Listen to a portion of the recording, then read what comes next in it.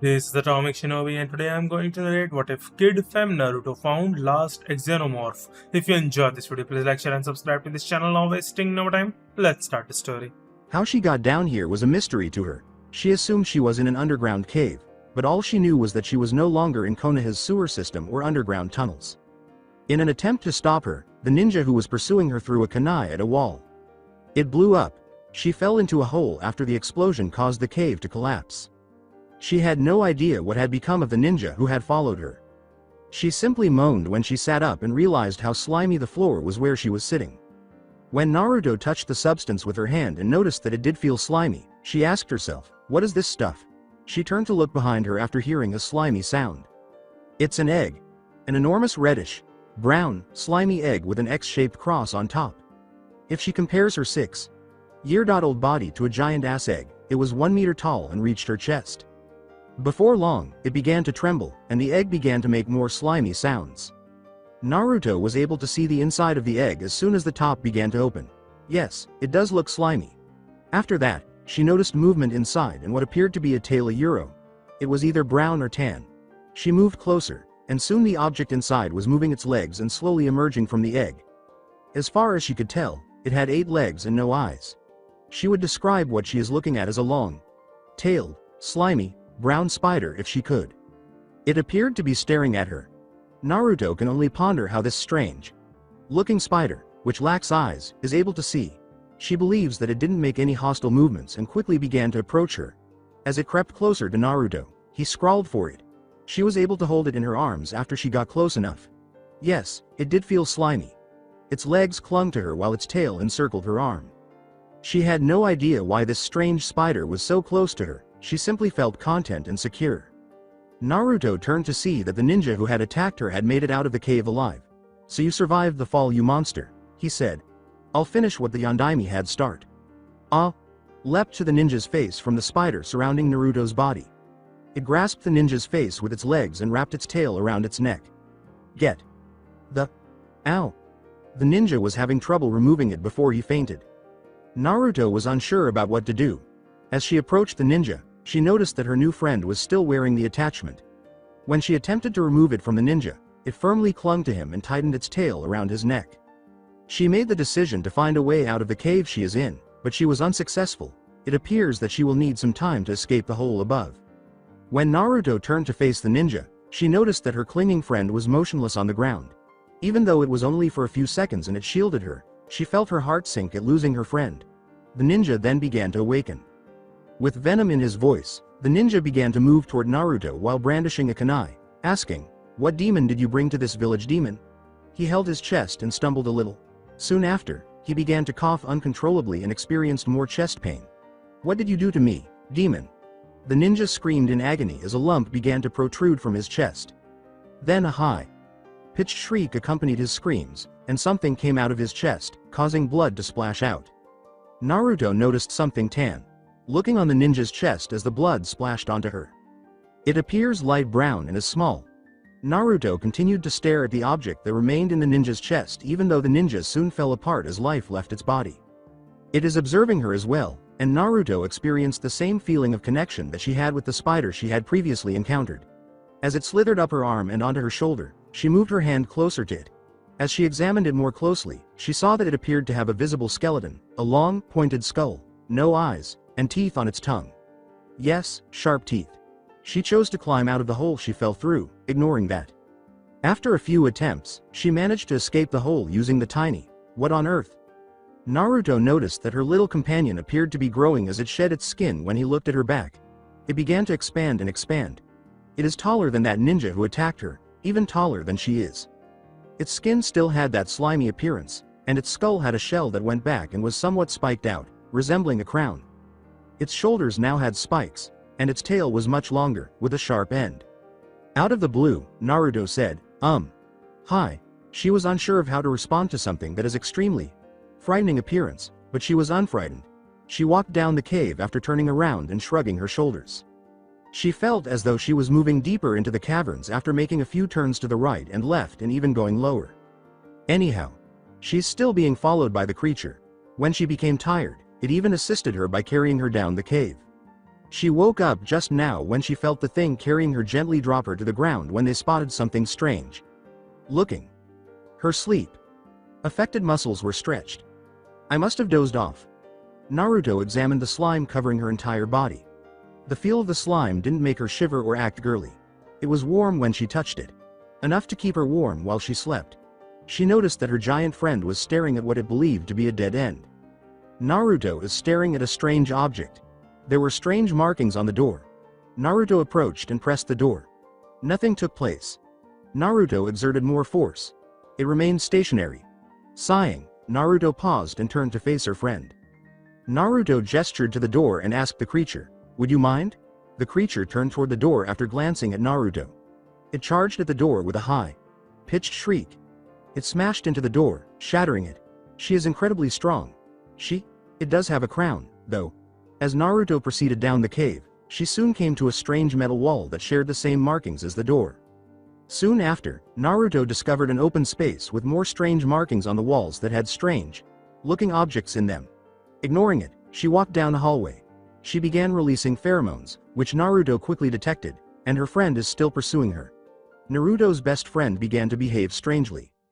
Naruto soon began to release her chakra, but it was red instead of a vivid blue. After her friend grabbed Naruto, she quickly lost consciousness. The sewers of Naruto. I'm back in the sewers, great.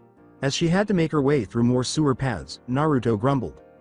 This one differs from the one she went through when the ninja were chasing her because it has glowing red and blue pipes, slim running down the walls, and water flooded on the floor. The primary distinction is the deep breathing and savage growls she is hearing. In an attempt to escape the fucking sewers, she followed the growls. As she continued down the pathways, she noticed that the slim, black things that appeared to have come off of her friend were getting thinner. Then she found a room that was open. There is nobody in the room, except for the enormous cage at the end. When my host finally came to see me, she discovered the final xenomorph. Behind the bars, Naruto heard.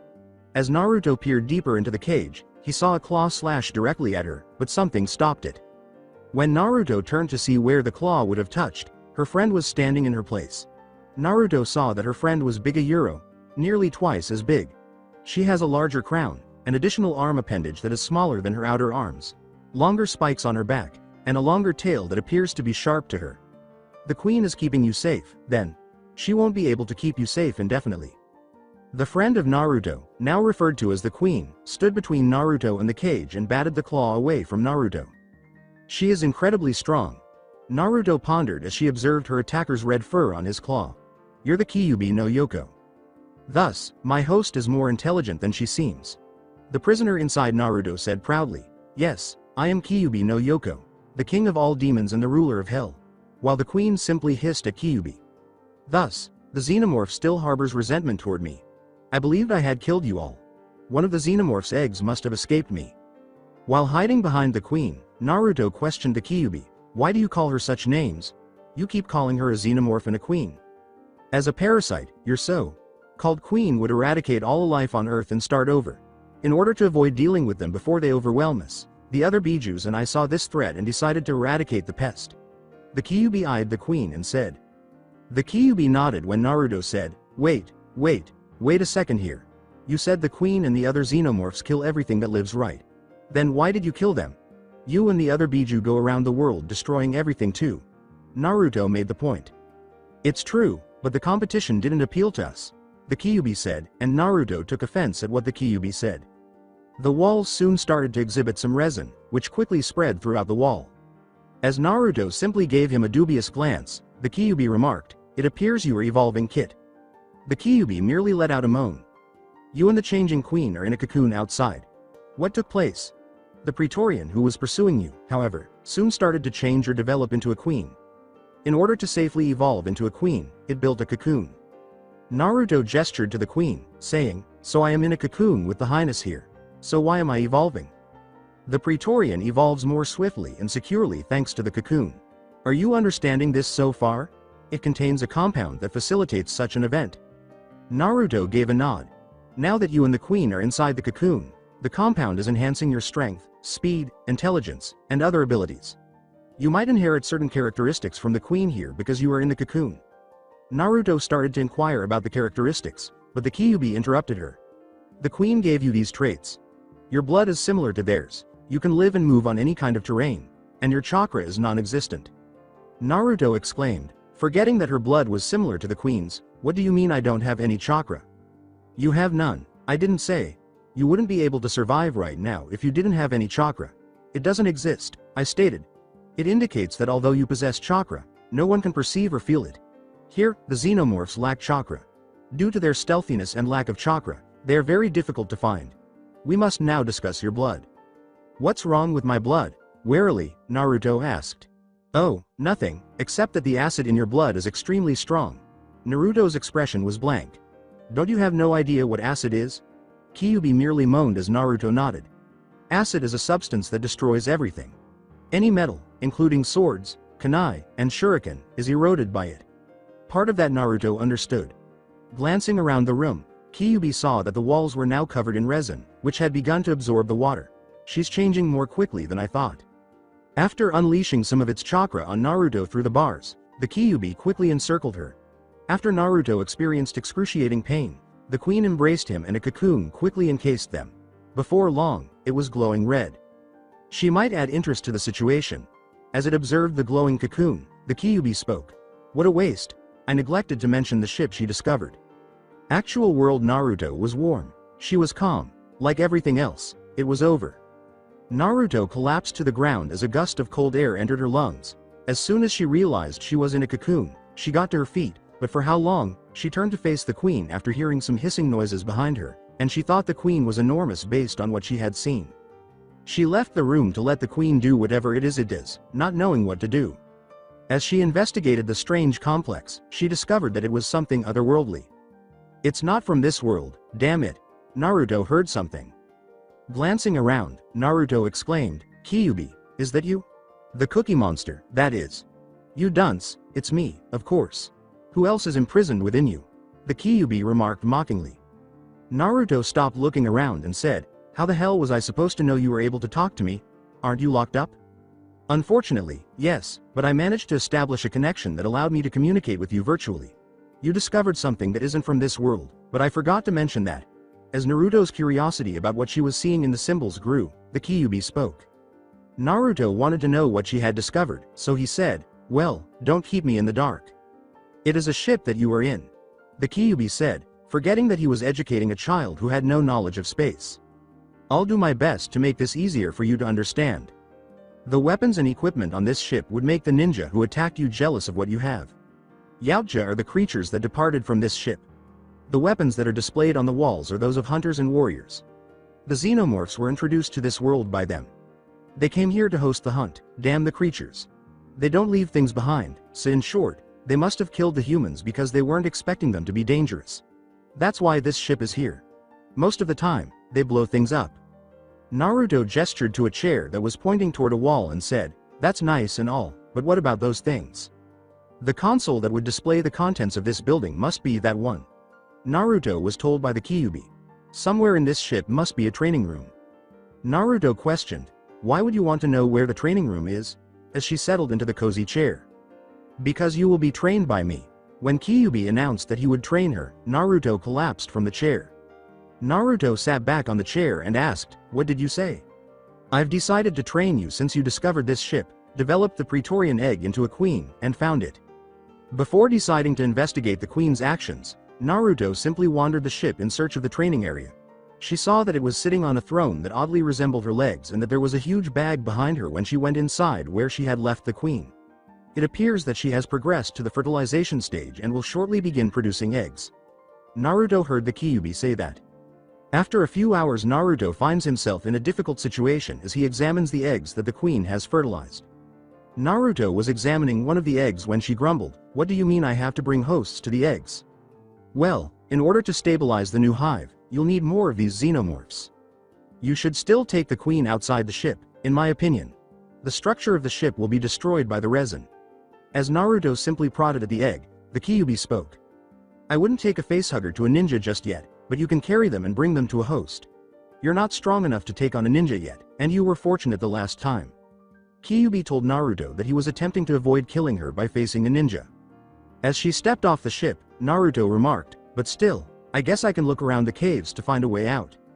She visited the location where the ninja had thrown an explosive kunai and discovered that the tunnel had collapsed, making it the only route to Konoha's sewer system and tunnels. She sighed as she descended another tunnel and emerged beyond the village. She found a farm while exploring after finding a way out. It has a guard dog and some cows. Huh? Though small, it's a beginning. As Naruto gazed at the herd of cows and a dog ambling along the fences, the Kyuubi spoke. Naruto returned to the ship after gathering some facehuggers. As they attempted to stray from Naruto, she had to guide them to the barn, but she persevered. In some way. The facehuggers leapt to the cows when Naruto said, "Okay, go get them. I still have 3 of these little guys, so that's 17 cows." Naruto glanced at the facehuggers still holding onto her. Then she heard sounds like barking. Naruto glanced at the 2 dogs running at her and said, "I thought you said that there was 1 Kyuubi." The Kyuubi simply shrugged. 2 facehuggers leapt at the dogs and said, "Aw, forget it. Just go get them. I'm waiting now." An hour later Naruto was bored and was merely passing the time by gazing at the clouds. At least until she heard a cow thrashing on the floor. Time is of the essence. The number of clouds was getting to me. Naruto had to concur with Kyuubi. After 17, she became bored. The chestbursters eventually erupted from the 2 dogs and cows with more cries. As the chestbursters lined up, Naruto remarked, "I still got 1 more facehugger." The little creatures left the farm after Naruto told them to go back to the queen. "You believe that leaving the corpses behind is a good idea?" Naruto's chest was open as he turned to face the corpses. Understanding Kyuubi's predicament, Naruto asked, "And what am I supposed to do about it?"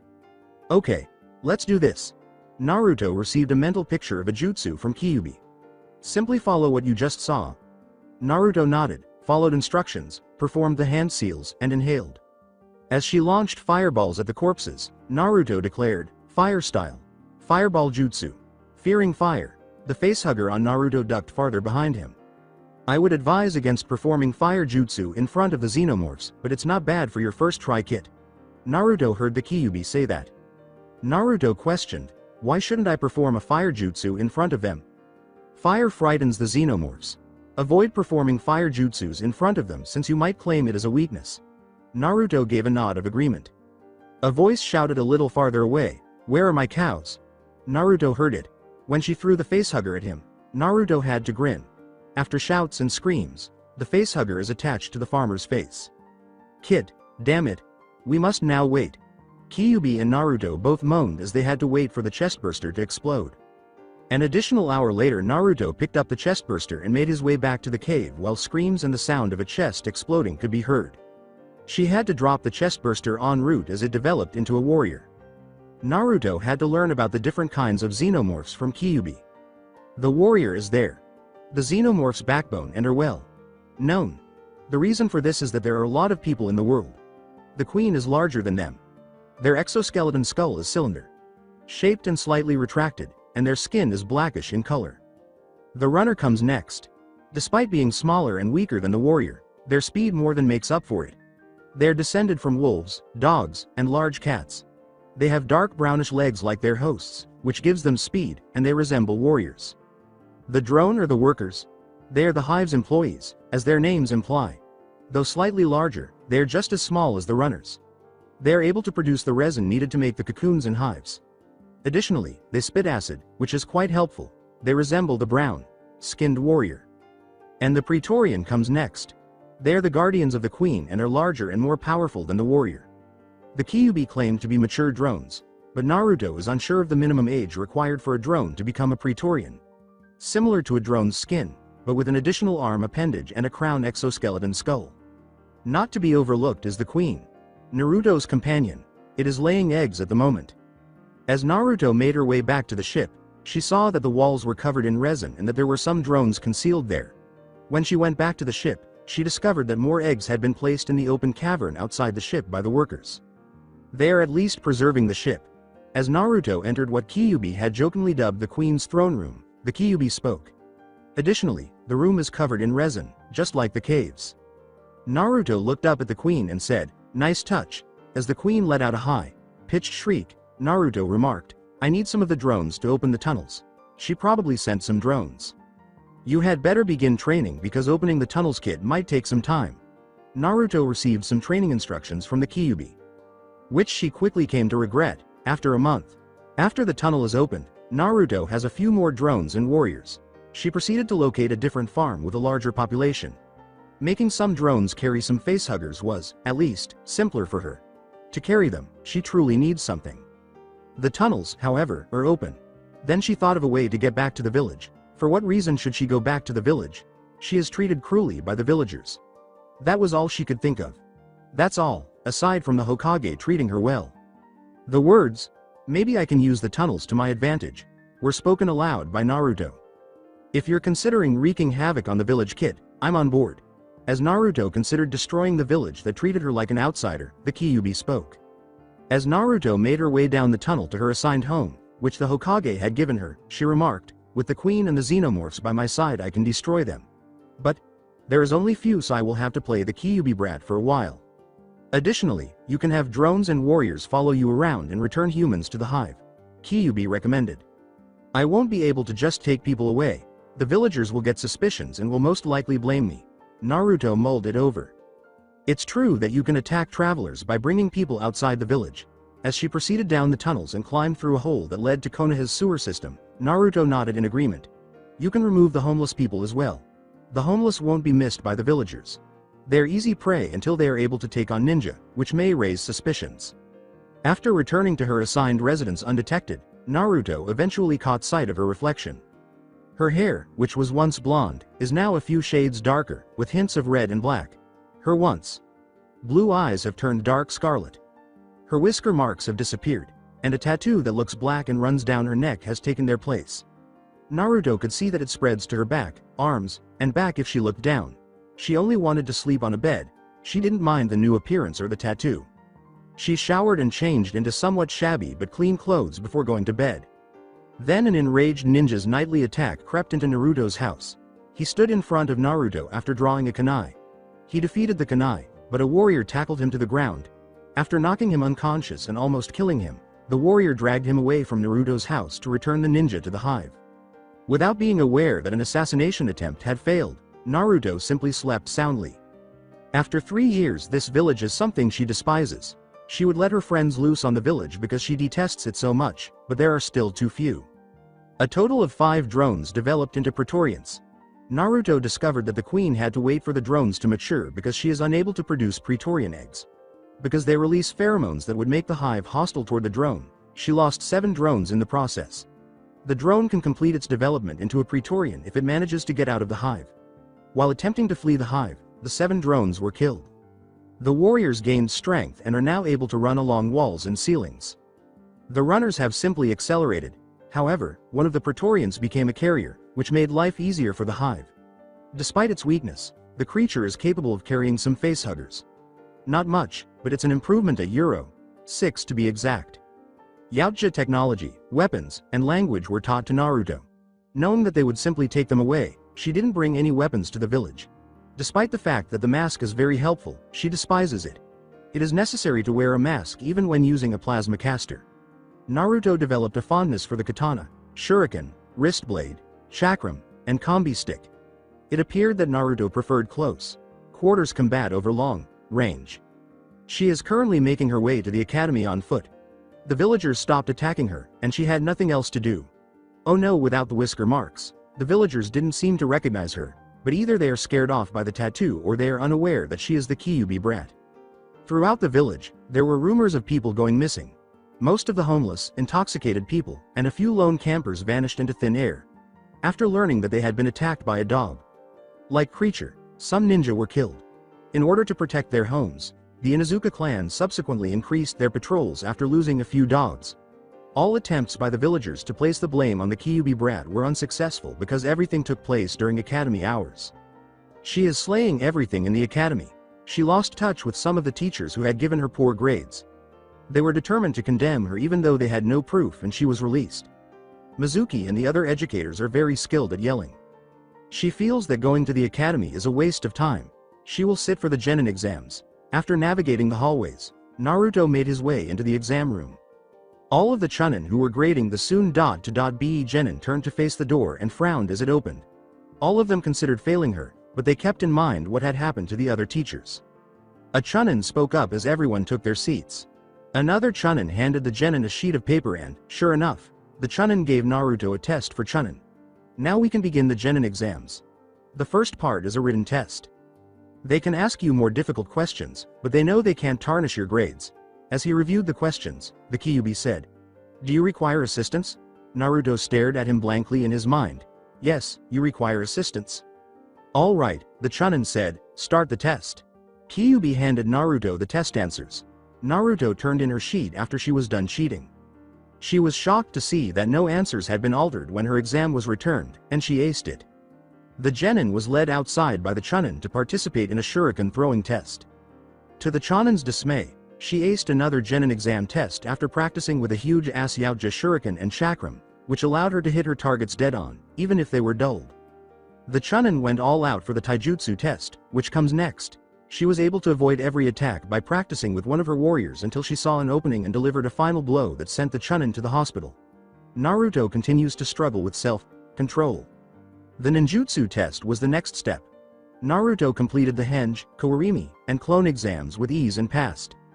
She passed the exam because the Hokage was watching, despite some Chunin trying to fail her. Awaiting their Jonin sensei were the genin who had passed. Kyuubi is someone you know. Kyuubi struck up a discussion with Naruto. "I doubt I would have passed the genin exam if I hadn't sent my warriors out to find those bad teachers and use them as an example. It's true that I can tell they really wanted to kill you just by looking at them." As he recalled their cries when a chestburster exploded from their chest, the Kyuubi spoke. "However, they have a great ability to scream." According to a Jonin, Naruto Uzumaki, Naruto surveyed his features: strong, short haired, tall, bearded, and puffing on a cigarette. As Naruto followed him, the smoker said, "I'm Asuma Sarutobi and please follow me." They entered a training ground after passing through the village. He pulled out a cigarette and lit it before taking a long drag. "Okay, let me explain some things to you." He exhaled the smoke and said, "Normally the genin are teamed up together, but you are a special case." Asuma nodded when Naruto said, "No one didn't want to have me in their team or they would just send me back to the academy." It sounded like a normal conversation. Asuma finished his cigarette and assumed a fighting stance, saying, "Yes, the old man saw this coming and asked me to train you. I said I had to see what you were capable of first, so you might as well get ready." Taking the initiative, Naruto used a roundhouse kick to attack Asuma. Instead of blocking it, Asuma ducked beneath it. Asuma dodged every attack that Naruto threw at him. One punch will hurt, damn it, just the way the air feels around her hits. When Asuma's fist struck a tree, she plowed a hole through it and leapt over Naruto. Although she lacks grace, she possesses strength. Naruto quickly escalated it because she was tired of him avoiding her. She inhaled deeply while wearing some hand seals. Fire style. Fireball jutsu. Naruto launched several fireballs at Asuma, who destroyed them with a great breakthrough and shuriken the fireballs inside. Asuma avoided the shuriken by performing a kawarimi, grinning at what he saw. She is intelligent. She appears to have no trouble using fire jutsus and is aware of when to use them. Asuma pondered as he searched for Naruto but was unable to locate her. She's also very good at being stealthy. Her chakra signature isn't even detectable to me. Wind style. Great breakthrough. Asuma heard behind him, and a strong wind a euro. Not as strong as the wind that blew away fire a euro. Blew him out of the tree. She got behind me, damn it. He merely grinned at her recent actions and the match's result. She practiced wind and fire jutsu. I didn't anticipate her being that talented. Alongside Naruto it was the right hand seals, as I mentioned. As he received the right hand seals for the great breakthrough, the Kyuubi smiled. "I had to figure out the rest on my own, but you got the hand seals right just by looking at it." As she had to accumulate wind chakra in her lungs a euro. Which wasn't much a euro, Naruto pondered. The rest was so full of chakra that the forced jutsu was the only reason it worked. My lungs also ached. Well, stop whining. They will quickly heal. Kyuubi and Naruto sensed a change in the surroundings. Genjutsu. Sherlock, no shit. Clamping her hands together, Naruto did so. Kai. The area's shift vanished. With a lit cigarette in his mouth, Asuma materialized in front of Naruto and gestured for him to stop, saying, "Not bad kid, not bad." Asuma handed Naruto a piece of paper and said, "Your taijutsu is lacking, but you make up for it in speed and loads of strength, so I'll have to find a taijutsu style that will suit you." Asuma said, "Put your chakra into it." Naruto followed her instructions. 2 pieces of paper crumpled and burned, while the other piece cut in half. Asuma blew a whistle.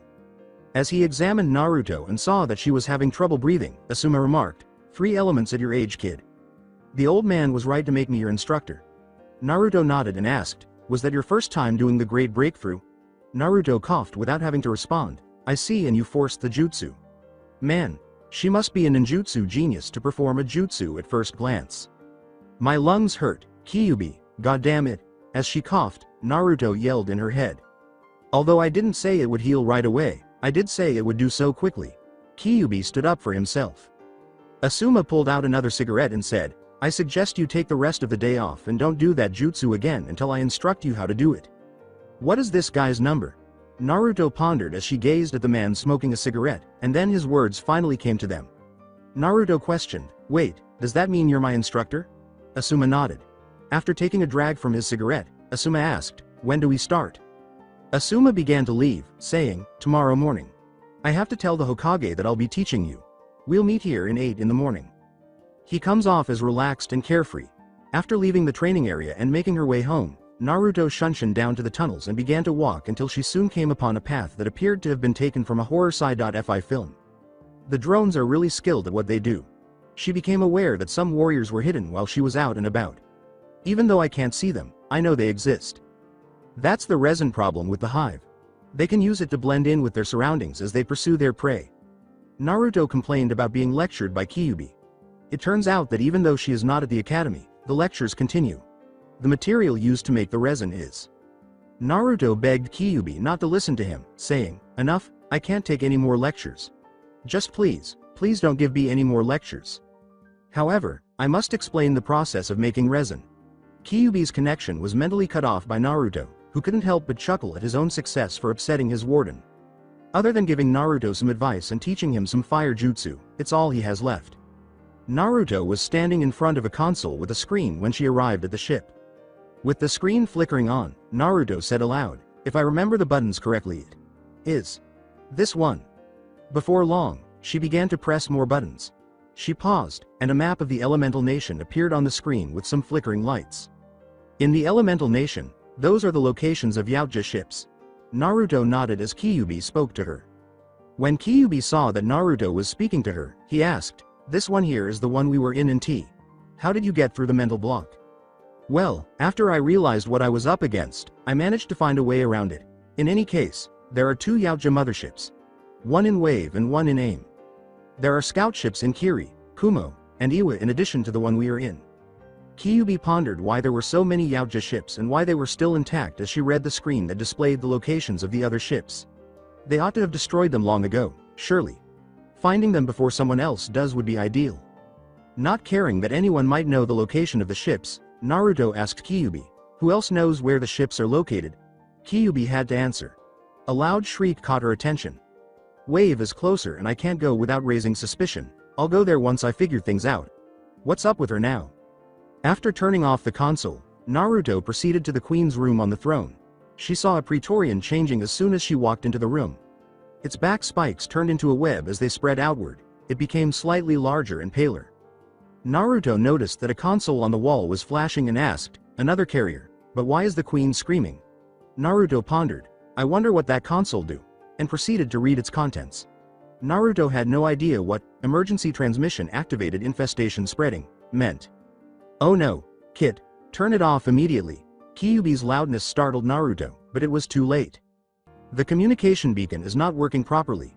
Kyuubi stopped instructing Naruto to turn off the console after it messaged sent a transmission wave. That meant nothing to Naruto. Boy, oh boy. You're completely screwed. What did Kyuubi mean by that? Naruto wondered. Not understanding what Kyuubi was discussing, Naruto questioned, "What's wrong with that?" "Do you recall the Yautja I mentioned?" Kyuubi inquired with his warden. The Yautja are creatures that like to hunt and stalk dangerous creatures as entertainment or an honor. They only attack beings that may provide them a challenge. You also said that the Yautja makes trophies from their kills, usually their skulls or weapons they hold.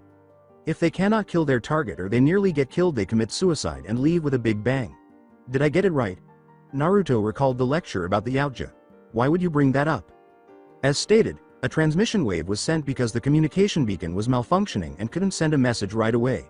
He recalled once more that he was discussing technology with a child who was unaware of it. Consider it a messenger bird that will take some time to reach its destination. Naruto asked, a little apprehensive of what Kyuubi would say, and why am I screwed?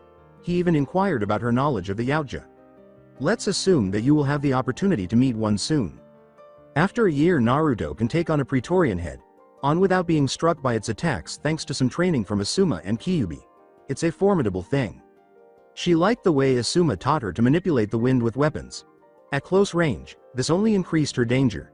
In addition, he taught her a few wind jutsu and fixed up her taijutsu.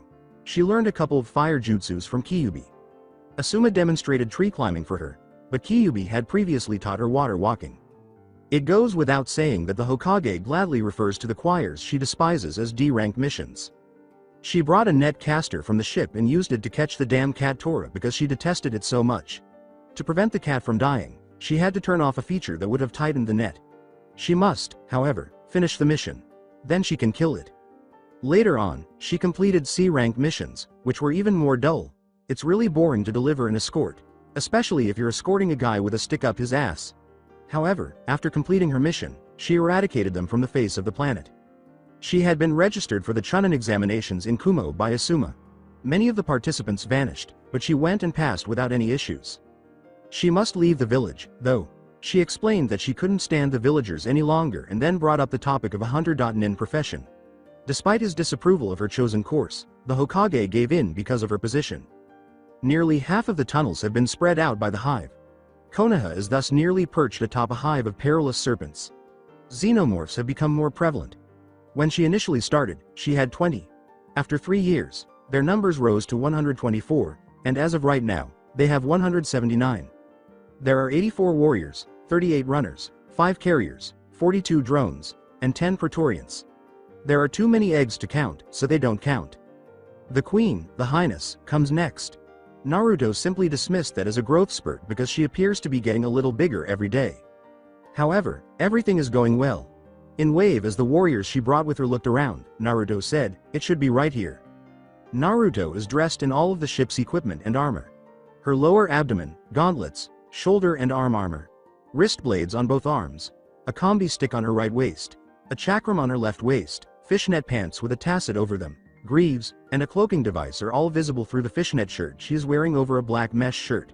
She had to disassemble and modify her armor to fit her body size. The Yautja are skilled at creating armor. Since the provided masks were much too large for her and she didn't like the design, she and Kyuubi had to make the mask themselves. If she had to think about it, her mask would resemble a hunter-nin mask because it is made of the same material as the others but has a more streamlined shape that presses against her face. On her right shoulder is a plasma caster as well. Despite her initial reluctance, Kyuubi insisted that she accept it. She liked the mask as soon as she put it on. Everything was in the damn mask. Infrared, ultraviolet, targeting and tracking system, voice and video recorder, vision enhancement and adjustment, and a respirator to allow her to breathe underwater. It also has the 3-dot targeting device that aims the plasma caster. She quickly figured out how to use it, even though it was challenging at first. Make use of the map. Naruto simply looked at the map and sighed. It's not very beneficial. Naruto's gadget was carried on her left arm. It is a cloaking device that has a built-in satellite communication system, SAT.com, which is a positioning unit that would display her location as well as other information, such as the location of a ship. The device projected the area to her, revealing some caves, and she thought about smashing the damn thing.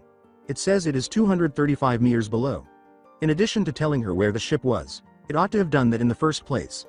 Although she knew the fox would not listen, Naruto threatened him, saying, "Don't comment, don't smart talk, or don't remember anything, Kyuubi. It might take you down there." Kyuubi snickered, and Naruto snarled. Only once every blue moon does something like this occur. Naruto gave the warriors instructions, pointing in a direction, and they quickly fled in that direction. "You guys find and secure the cave." Naruto went down to the cave and said, "Think I should move the queen here, Kyuubi? It would be ideal, but you must first ensure that it is sufficiently safe, and keep in mind that moving the queen outside would be challenging." Once more, she needed to come up with a plan to move the queen without anyone noticing. In addition, given her increasing size, I doubt she knows how to swim. The ship is situated close to water, and Wave is obviously a group of islands. Naruto, who dislikes to move the queen, stated, "I think aim would be better for her." Naruto wished the fox knew, saying, "Besides, she seems to be growing a bit too big. You know anything about this, Kyuubi?" I'm not familiar with any of this. There must be a phase she's going through. The only information the Kyuubi knows about the queen is that it is large and lays eggs, but this queen has stopped laying eggs and is expanding quickly. As the queen entered the cave that would lead to the ship, Naruto let her go, saying, "Forget it. The cave is just up ahead." She descended to an opening that must have been a cavern. Naruto exclaimed, "Holy shit," in amazement at what she saw. She is searching for a ship that is roughly 10 stories high and she could see the side of it in the cavern, but she was unable to determine its length or width. Naruto questioned doubtfully, how the hell did nobody find this? Instead, it would have been discovered by someone, surely. Perhaps the depth of our underground presence and the hazardous and unfeasible route through the cave. Remembering how many times Naruto had slipped and almost died while descending the tunnels, Kyuubi remarked cynically, "Check out what's inside, and then we'll figure out how to get the queen inside the ship." Finding out what was inside the enormous ass ship took almost a day. She discovered 2 training grounds, one of which would be converted into the queen's throne room. A few living quarters, a ceremony room, a trophy room, a meeting room, the command room, and a few storage rooms containing Yaoja technology and weapons are all present. Kyuubi had to concur with Naruto regarding the location, so he declared, "Kyuubi, I found my new home. It's getting too crowded at the Konoha 1. She turned on the command console after taking a look at it. "Okay, system check." The screen began to flicker as a few tabs were pressed. Naruto turned off the console and walked out of the ship, saying, "Power is fully operation and should last until the end of the world.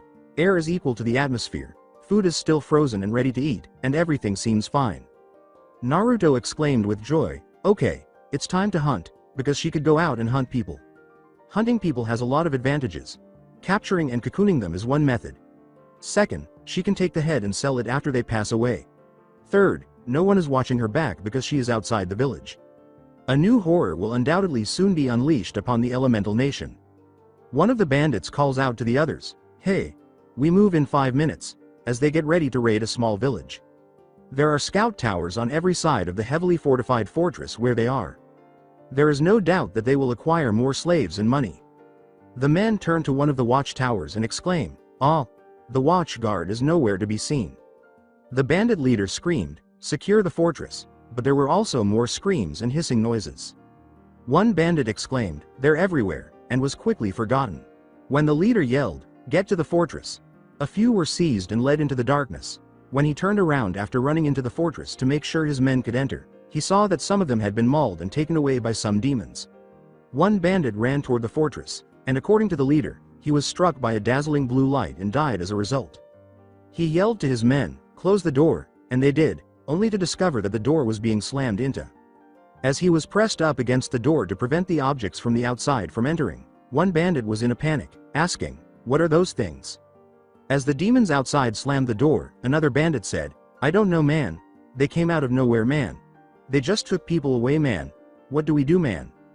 The leader shoved a refrigerator in front of the door and commanded, "Just bar the damn door.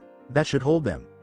Outside, as she turned off her cloaking device and observed some warriors slamming themselves into the door, Naruto remarked, "I don't believe it, they barred the door.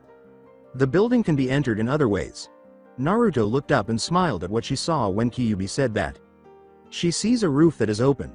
Within, as he observed what remained of his bandits, the leader remarked, "They are still attempting to enter. He began with 57 and now has 12 left, and some demons are pursuing him and his men. We should stick. Help me." The bandits cried as they turned to see a bandit being pulled around a corner. Suddenly, the cries of assistance ceased. There inside, the bandits all armed themselves and watched intently. The lights then went out. They cut the power. The bandits became alarmed by the scant light available. The leader instructed his men, who were arranged in a circle in the main room, to keep an eye open. It's dark in the room. The demons are in the shadows, waiting to attack at the first sign of weakness. They're in an open space with a ceiling that is 2 stories high. Although the doors are open as well, the main door's slamming sound has ceased. Indeed, they're inside the stronghold. What was intended to keep things out has become a jail. The leader told his men, "They're inside." A body was thrown directly at him as he turned to face the open door of darkness to see what lay beyond the shadows. He fell to the ground with the body on top of him after the body slammed into him. He discovered the body belonged to the person struck by the blue light after removing it from him. He saw the demon outside and turned to face the open door. There was nothing repulsive about it. Simply put, it looks frightening. He is even taller than the demon. Its armor was strange. The demon's claws are its most obvious feature. Other, more terrifying, demon-like creatures then crept up next to the main demon. Black slime skin, long, sharp tails, teeth, and sharp claws. They must be demons. Then there were more hisses and shrieks. The leader paled as he looked up. There were more demons on the ceiling. They completely encased the room's balcony and ceiling. Surely he and his men are not supposed to survive. After a short while that was simply a massacre. Naruto had to concur with Kyuubi's statement. Both of them would be somewhat overkill if the bandits and warriors overflowed, but Naruto had to move quickly. The queen is yelling. A journey to the hive. Naruto yelled, "Okay, what the hell is going on here?" As she walked into Konoha's hive's throne room. She was concerned that something had happened after hearing the queen's cries during her hunt, and she was right. She wasn't prepared for what she saw. The queen she left behind is not the one in front of her. An even larger xenomorph has taken the queen's place. The creature's height has increased by 2 meters, and its crown is even more spiked out. It's simply larger. Naruto asked Kyuubi, Kyuubi, what exactly is in front of me?" Although she was aware of what was in front of her, she needed the fox's confirmation. "I will, however, be purified. I didn't believe an empress could reach this stage of maturity so quickly. The development of a queen into an empress typically takes centuries." When Kyuubi inspected the empress, he saw how claustrophobic the ship was. It's time to move it to wave. As for why she now has an empress, Naruto asked, "Fine, but why did she grow so fast? You said it would take centuries for this to happen." "I would say that the reason she grew so quickly was because she was exposed to my chakra, which caused her to change quickly. Your friend is the only one who can grow this quickly, in my opinion, and if another mature can occur in a few years, it might evolve again." As Naruto told the empress to go outside, Kyuubi spoke. It took 7 hours to determine that the empress could not pass through the tunnels or the ship doors. Naruto sat down on the ground, exhausted from trying to figure out how to free the empress, and remarked, "There has got to be a faster way to do this. You could try calling forth." Kyuubi made a suggestion, and Naruto simply gave Kyuubi a mental glare. "You already have a contract that allows you to easily summon the Xenos to your location." As Kyuubi spoke, Naruto gave her a more intense glare. Kyuubi would suffer a severe beating if appearances were everything. A demon cannot be killed by appearances. Naruto asked in a sweet, death-tasting manner, rather than a gentle one, "How long did you know about me able to summon them, Kyuubi?" "You didn't inquire." Forbidden scene. Designed to transform evil people into good, this scene is cut off for the viewer's safety in order to keep your mind corrupt. As Kyuubi flinched at the rear of the cage, Naruto said, "Okay Kyuubi, how am I able to summon the empress to the ship in wave without making her walk all the way over there or damaging the ship or the tunnels?" Naruto is undoubtedly skilled at cruelty. You have a contract with the tattoo on your back. Simply draw as much chakra as you need to summon after sacrificing some of your blood and swiping it onto the tattoo. Furthermore, the hand seals are not necessary. I would have to assist you in calling the empress to the ship, but for the time being, practice. Now that he knew better than to bother Naruto, Kyuubi returned to the cage's corner. Naruto nicked her left arm with her wrist blade and said, "Okay, offer blood." The blood trickled down her arm's tattoo. "And use some chakra." The tattoo glowed black as Naruto collected some chakra. When Naruto slammed her left hand to the ground and exclaimed, "Summoning jutsu," black smoke emerged. 3 warriors and a runner surrounded her as the black smoke cleared. Naruto hoped she would get what she wanted and said, "Let's try that again." Summoning jutsu. She conjured a facehugger with minimal chakra. At her discovery, she couldn't help but grin. She won't require a carrier to follow her around anymore. "Enjoying yourself?" Kyuubi observed as Naruto experimented with summoning.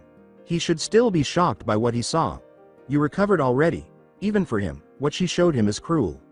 Suppressed memory is a phenomenon. She assumed Kyuubi had forgotten what he had seen, but Naruto had no idea what that meant. His subconscious would undoubtedly warn him that tampering with Naruto can only go so far. In any case, simply return to Wave and call her in the new throne room.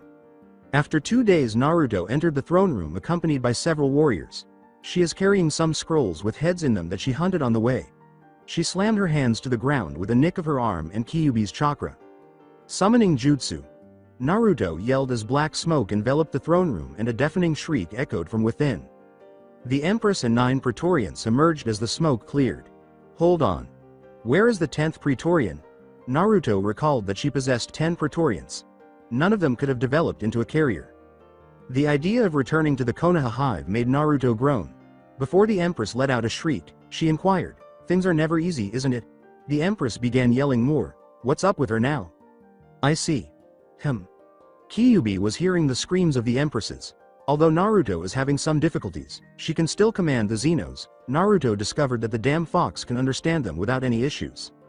Naruto questioned, again Kyuubi, "What is up with her?" As the Empress took up residence in the room, quickly developed a throne, and then the egg sac began to take shape. One of the Praetorians has been instructed by the Empress to remain in the Konoha hive.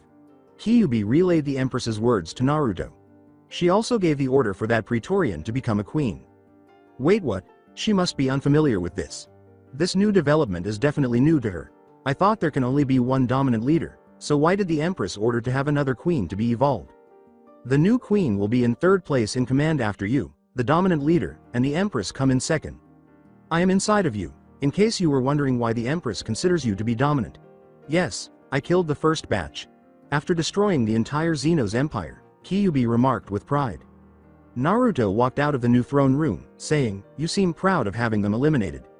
"I am proud to have eradicated them, of course. The last time I saw them, there were thousands.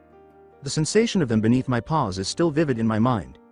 Kyuubi recalled how the Xenos covered the entire area as he crushed them as if they were insignificant. Naruto said, "Whatever, I'm going back hunting." However, she halted when she recalled the tattoo. She wanted to see what it looked like, so she said, "Now that I think about it, she can make out a black flame tattoo on the back of her arms. It appeared to have claws as well." She made her way to her new room by walking down the ship. As she removed her armor, Naruto remarked, "I hate taking these off." She had been wearing her armor for some time now, and it felt like an addition to her body. She saw her black flame tattoo in the mirror after removing her top armor and clothing. It's not a black flame tattoo, though. It was a tattoo that appeared to be an imprint of the queen on her back. The exoskeleton skull or crown extends up to her back and spikes out to her cheeks and arms, while the teeth and head are situated on her lower back. The crown can't be that large, can it? As Kyuubi continued to stare at her back, Naruto said, "Kyuubi, please tell me this is the summoning tattoo." "Yes, the summoning tattoo is that one. The last time I saw it, it had definitely changed." Naruto looked at him bewildered. "You now have the Empress tattoo, but the summoning tattoo was originally a queen tattoo. This demonstrates what you can call forth and what you can command." As she dressed and put on her armor, Naruto remarked, "I see, well I'm going to start my hunt now." A thought came to her as she was leaving the ship and entering the caverns. Out of the blue, Naruto asked, "Why am I walking?" and shunned Shin from the tunnels. After a year, another year passed before the Konoha tunnels were fully covered. Although Konoha is unaware of it, the village will be destroyed if she makes a mistake. She is having a successful hunting career. On one occasion, one of her targets slipped out of her grasp, and he disseminated the tale of an invisible hunter. She eventually located him and killed him, but the damage had already been done. The rumor has spread to other countries as well as throughout the Fire Country. The Demon of Invisibility. The idea that the cloaking device is what gave her her name sounded so corny to her.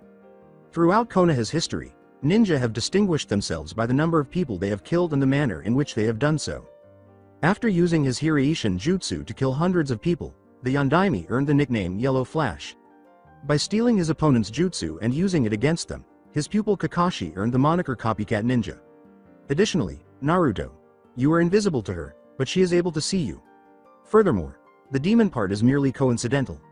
In what way could he be certain that the hunter was a Jinchuriki? The council is asking too many questions concerning the invisible demon, which is all well and good. They inquired as to the identity of this hunter, but the Hokage dismissed the matter because Hunter Nin protocol dictates that the hunter's identity must be kept a secret in order to protect them. Any persistent violation of such protocols will be punished with treason. This infuriated the council, and as of right now, any attempt to make such a jutsu invisible is not disregarded. Then there is the new queen of Konoha Hive. The evolution of the queen took 5 months. Kyuubi was correct. The first queen is the only one capable of rapid evolution. It's amazing to see the wave hive. Although it would take some time to create one, the Empress can now lay eggs and can lay Praetorian eggs. The ship has the hive both inside and outside. Over the course of the year, the numbers have risen from 179 to 324. It demonstrates how hunting outdoors can have a significant impact on the hive. Naruto was able to hunt more safely and without being followed by others thanks to summoning. She currently has 156 warriors, 51 runners, 98 drones, 6 carriers, and 13 Praetorians. Then there is the transmission that was sent by the ship. They haven't arrived yet, so Naruto still has time to grow her number because there were no indications of anyone being decapitated, having their skins shed, or having their spines and skulls gone. She would require some training as well. She must, however, boost her numbers for the time being. Are you certain about this? Kyuubi inquired in Naruto's head. Looking at the source of her army, Naruto remarked, yes, there are hundreds of people in there and they are all locked up. Prison in Konoha, so how are you going to resolve the issue? Naruto examined the lone source that would lead to the lava, enclosed prison. Naruto sat in the tree and watched the guards' movements, saying, easy, we wait. I would have to say that you are just as strong as the queen if I had to list your abilities. You are at the level of a Jonin in human terms. After training Naruto with seals, Kyuubi discovered that Naruto was an expert with them. Every xenomorph she put a seal on had their corpse burned by the seal when they died. If someone tries to study one, it's very helpful. In order to hold fire in her hands, he also taught her advanced fire manipulation techniques. Kyuubi believed that Naruto's relationship with the Empress would make her vulnerable to fire, but since he is inside of her, she is impervious to fire jutsus. Although she hasn't learned any lightning jutsus, she has learned how to manipulate lightning with her plasma shots and recharge dead batteries. She discovered that the plasma cannon is capable of doing that. She discovered that, in addition to killing her targets, she could paralyze them with electrical plasma shots. When she attempted to manipulate fire, it would only reduce her targets to ashes. The plasma cannon's wonders. However, once she masters advanced lightning manipulation, she has a lightning jutsu in mind that she would like to practice. Chidori. When Naruto was attacked, Kyuubi discovered one jutsu in her memory. When Kyuubi had to unlock the memory that had been locked away, she discovered that Kakashi was the one who had attacked her. The idiot performed the hand seals in front of her, which Kyuubi had committed to memory and attempted to figure out how to do, even though there is only one person in Konoha who is capable of performing the Chidori. The idiot just gave you his jutsu, Kyuubi said, laughing a lot as he demonstrated the jutsu to her. Naruto waited until Kyuubi could determine what kind of manipulation was employed because she didn't mind taking away her attacker's jutsu. Later on, she will avenge the man who tried to kill her and exact revenge on the person who erased her memories. The problem with Naruto's mind is that she doesn't know why her memories were erased, but she can now recall who attacked her. She'll have to hold off on retaliating. Someone is on their way to the bridge. Naruto noticed a prisoner being moved when he glanced over at the bridge. I advise you to relocate right away. Following Kyuubi's instructions, Naruto stopped the transfer while using her cloaking device. As the bridge collapsed and she followed them through, Naruto stalked them. They had no suspicions at all. After taking the roof, I would descend, Kyuubi recommended. After giving it some thought, Naruto remarked, you know Kyuubi, it feels like you were one of my consciences. Remembering that humans were supposed to have two consciences, Naruto remarked, I wonder where the other guy is. I took her life. I didn't enjoy it when someone told you to do the exact opposite of what I recommended. Sarcastically, he said. He must seize every little chance, even if it's just a joke Naruto gave him. Okay, enough with the games, and go to the roof. She acknowledged it with a nod, then slipped it up to the roof. Naruto heard a ninja guarding the roof and said, I hate guard duty. I can't wait to leave this place. Naruto teased the ninja by using the recorded voice, I hate guard duty. The ninja were startled by the sound of what sounded like a deep, raspy voice. The man spins around, kunai drawn, but nothing is there. His lights were off when he heard someone behind him say, too slow. You ought to do that more frequently, man. That was not something Kyuubi had witnessed her doing. Her hunts have taught her a great deal. One of them is learning how to frighten her targets. Naruto put on her voice changer and said, let's get this started, offering a lot of chakra and nickering her arm. Summoning jutsu. 100 runners and warriors covered the roof when the smoke cleared. As the warriors and runners started to stalk their way into the prison, Naruto said, let's begin. Are you heading down there, then? Naruto had just activated her cloaking device when Kyuubi spoke. Naruto activated her plasma cannon and added some lightning manipulation to it. Of course I'm going down there. Did you actually think I would always let them fight my battles all the time? She said. This is excellent practice. If there is too much, the target will be electrocuted to death. If there is too little, the target will only experience a pleasant numbness. Besides, they take care of the weak ninjas. The way you fight, you always take out the strongest while sending them in first. He had to give it some thought after Kyuubi's statement. She only fights the strongest and never the weakest. You're becoming a yautja, man. At that compliment, Naruto can't help but smile. She never engages in combat with weaker opponents. Naruto entered the prison covertly. She saw that a few ninja were unconscious on the ground, waiting to be cocooned. She knocked out some weak ninja as she made her way through the corridors. Fighting weak ninja differs from fighting strong ninja in that the former dies honorably, while the latter dies slowly by opening their chest outward. She couldn't help but snicker at the sheer number of defenseless people when she saw the cell division. I feel as though they are being presented to me. The warriors took their positions as Naruto pondered. Naruto commanded a warrior to bring everyone here. The warrior let out a loud shriek that could be heard throughout the prison. Then there are loud cries for assistance and that we are being attacked. I have to hurry. Running to the control room, Naruto smashed the door shut. The two ninja inside were taken aback by her appearance. Naruto simply raised her right hand and threw out a net as one of the ninjas charged at her, unsure of what he would fight or see what he was fighting. When the ninja attempted to cut the net after being redirected to the wall, the kunai was sliced instead. Naruto glanced at the other ninja and saw him sending a messenger hawk, saying, "One down." Without thinking, she took out a shuriken and threw it at the ninja, not caring if he was killed. Shit. Damn it. Naruto attempted to target the bird with her plasma cannon, but it vanished. She grabbed the ninja who had sent the bird, pulled the net, and dragged the two, saying, "I have to hurry." She didn't give a damn about the man's cries of pain as the net grip tightened or his moans about his missing arm. This is awful. As she walked into the cell division, Naruto said, "There isn't a single powerful ninja in this prison. Don't be depressed, kid. People who have had their chakras sealed away are the inmates in this prison. Therefore, having a powerful ninja is not necessary in this situation." Then the messenger bird came back to him. There will undoubtedly be a lot of powerful ninja arriving here shortly. They will undoubtedly encounter some formidable ninjas en route. As she cut her shoulder, Naruto pondered, confusing the guards and inmates. Summoning jutsu. The prison division was smoky. Facehuggers filled the room after the smoke cleared. Then they all jumped at the inmates and guards. Not wanting to waste any more time watching them attempt to flee, Naruto turned to face the exit. "Where are you going?" Kyuubi inquired. He needed to know if she was going to go kill herself, but he didn't care if she didn't want to watch. As she stood over the roof, Naruto said, introducing the coming ninja. A group of ninjas soon appeared. At what she saw, Naruto couldn't help but frown. They were from Root, but not from Konoha's Anbu.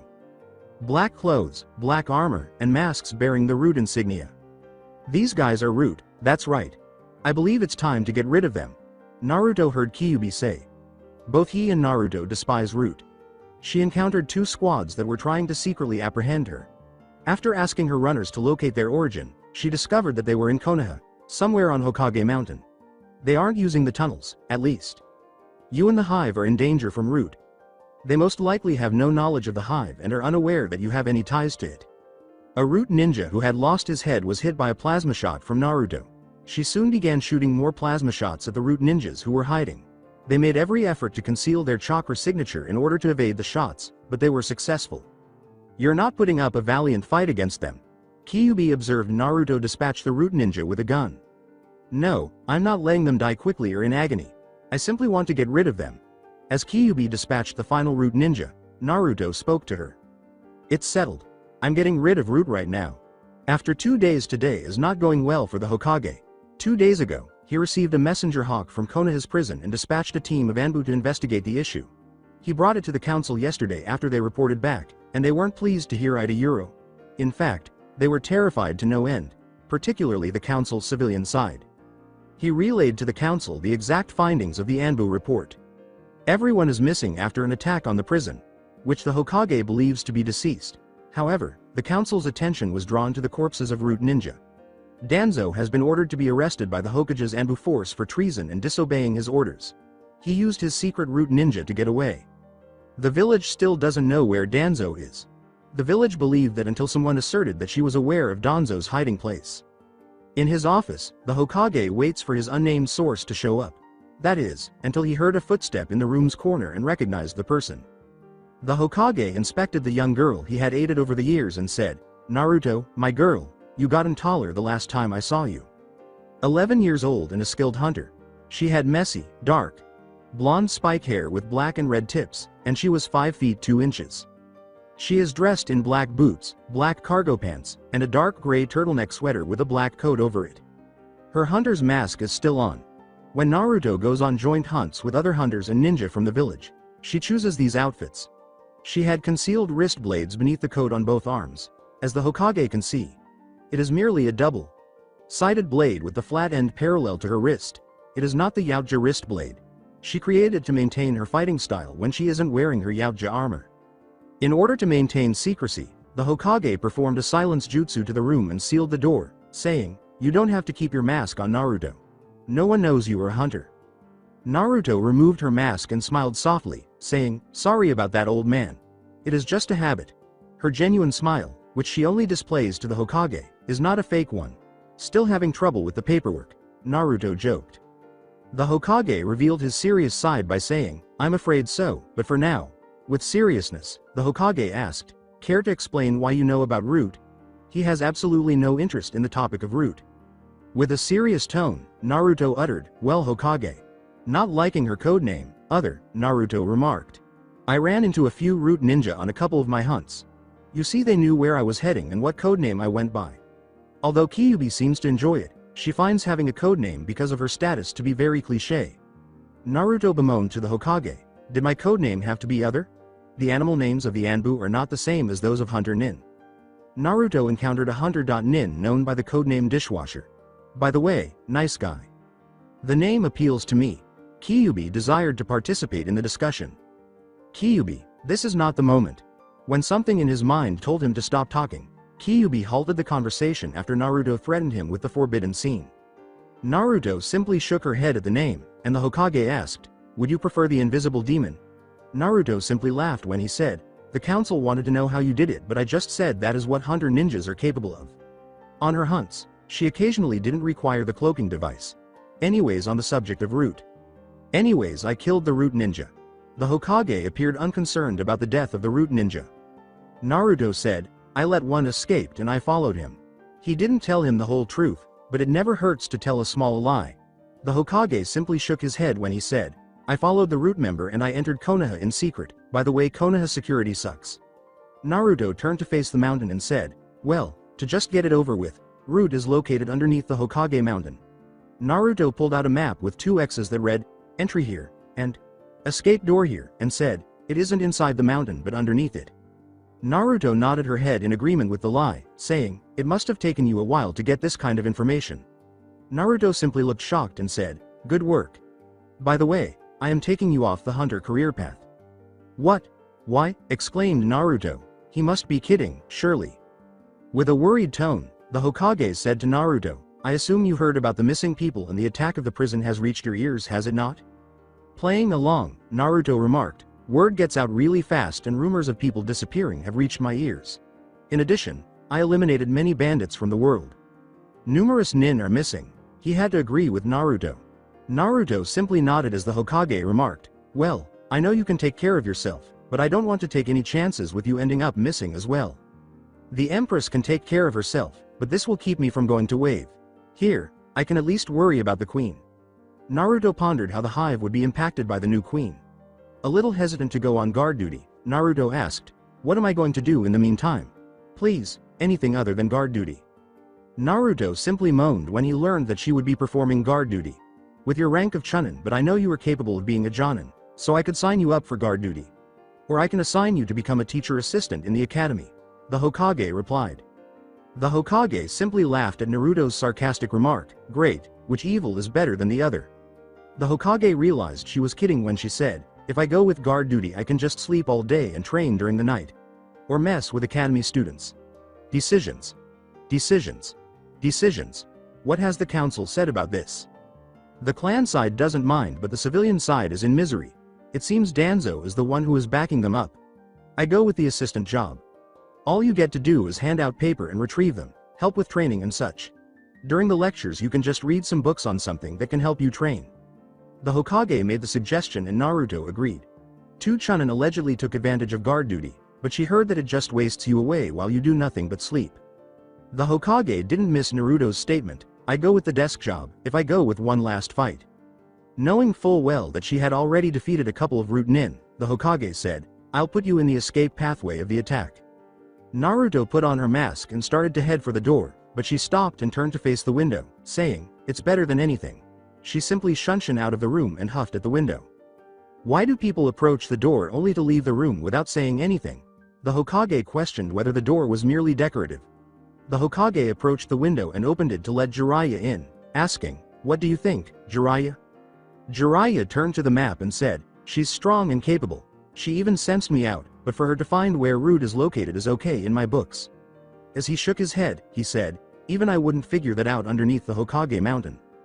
The Hokage had to conceal her identity, but it appears Danzo discovered it. Naruto's hunting career is outstanding. She has taken out 17 C ranks, 32 B rank, and 13 A rank missing nins in a year, and some of them aren't from Konoha. He left that thought open. But for her to find Danzo's hideout in 1 year. As the Hokage nodded, Jiraiya remarked, "We should get rid of Danzo right now. I want you to be by her side during the attack." I also called for Tenzo to be by her side as well. Jiraiya gave a nod. One of his goals is to get rid of Danzo. Actually, the only people on that list are Danzo and Orochimaru. The attack day, while she, Jiraiya, and Deer waited at the exit to kill anyone who came out, Naruto stood on a tree branch, waiting for the Anbu to move inside. Naruto is wearing her shinobi weapons, which include a katana, 2 shuriken discs, and 2 double-sided wrist blades. Naruto turns to the Deer Anbu and asks, "Scared other?" The Anbu captain was asked by Naruto, "A bit, what about you Deer.san?" The Anbu glanced at the hunter.nin codenamed Other and said, "All the time, but you get used to it over time." He never hated her for having such a responsibility, even though he knew he was handling the Kyuubi container. Jiraiya leaned on the tree where Naruto lives and remarked, "Hey, this isn't time to be down. We should move in soon." The signal was then given. Following the first wave that would have attacked the entrance, the second wave has moved in. Naruto pulled a disc out. "What is that?" inquired Jiraiya, who had never seen such a thing before. "Oh, this." She surprised the two by flicking the disc, causing blades to emerge. Naruto threw the disc at the exit, and the two watched as it cut through a root ninja. "This is something I made. I didn't like the small shurikens, so I made a bigger and thinner version." When the shuriken returned, Naruto managed to capture it. As the two examined the 4 blades attached to a disc that only extended 1/3 of a disc, they said, "It's agile and very dangerous. Without training to use this weapon you can end up losing an arm." By its appearance, they could tell that it was a slicing weapon. Not to mention that the Yautja gave it to you. While Naruto was telling them a very good lie, Kyuubi was giggling. "Quit talking." Naruto turned to face the exit. More root ninja emerged from the exit, saying, "Well, it's time to work." Naruto performed some hand seals while leaping into the air. The open field where the root ninja formed was hit by a fireball fired by Naruto in the fire style. Soaring pain. Move. Nearly all of the ninja were killed when the fireball struck in front of them and spread across the open field. As he sat in the trees to watch Naruto deal with the root ninja, Jiraiya remarked, "I think I am not needed here." As Deer spoke to Jiraiya, Tenzo asked, "You're not going to help her?" Tenzo went to go assist other Naruto, saying, "The Hokage said she is capable and if she needs help I'll help." Using the shuriken disc as a hand weapon, Naruto was avoiding to the right, left, ducking, rolling, and all other avoiding maneuvers she was familiar with. She took out another shuriken disc and wielded it. She didn't feel exhausted after cutting and slicing the root ninja, and they continued to arrive. As they stood back, Naruto told Deer, "This isn't going anywhere." When they all threw shurikens and kunais simultaneously, Deer used earth jutsu to form a dome around each other and said, "Well, take it up a notch then." As the root ninja outside launched their most powerful assaults on the rock dome, Deer asked, "How many root ninja are there?" As she focused on her shuriken discs and the blades glowed, Naruto remarked, "Well, I guess I should take it up a notch." Wind manipulation. "Where did you learn that?" Deer replied, "In Konoha, wind users are extremely uncommon."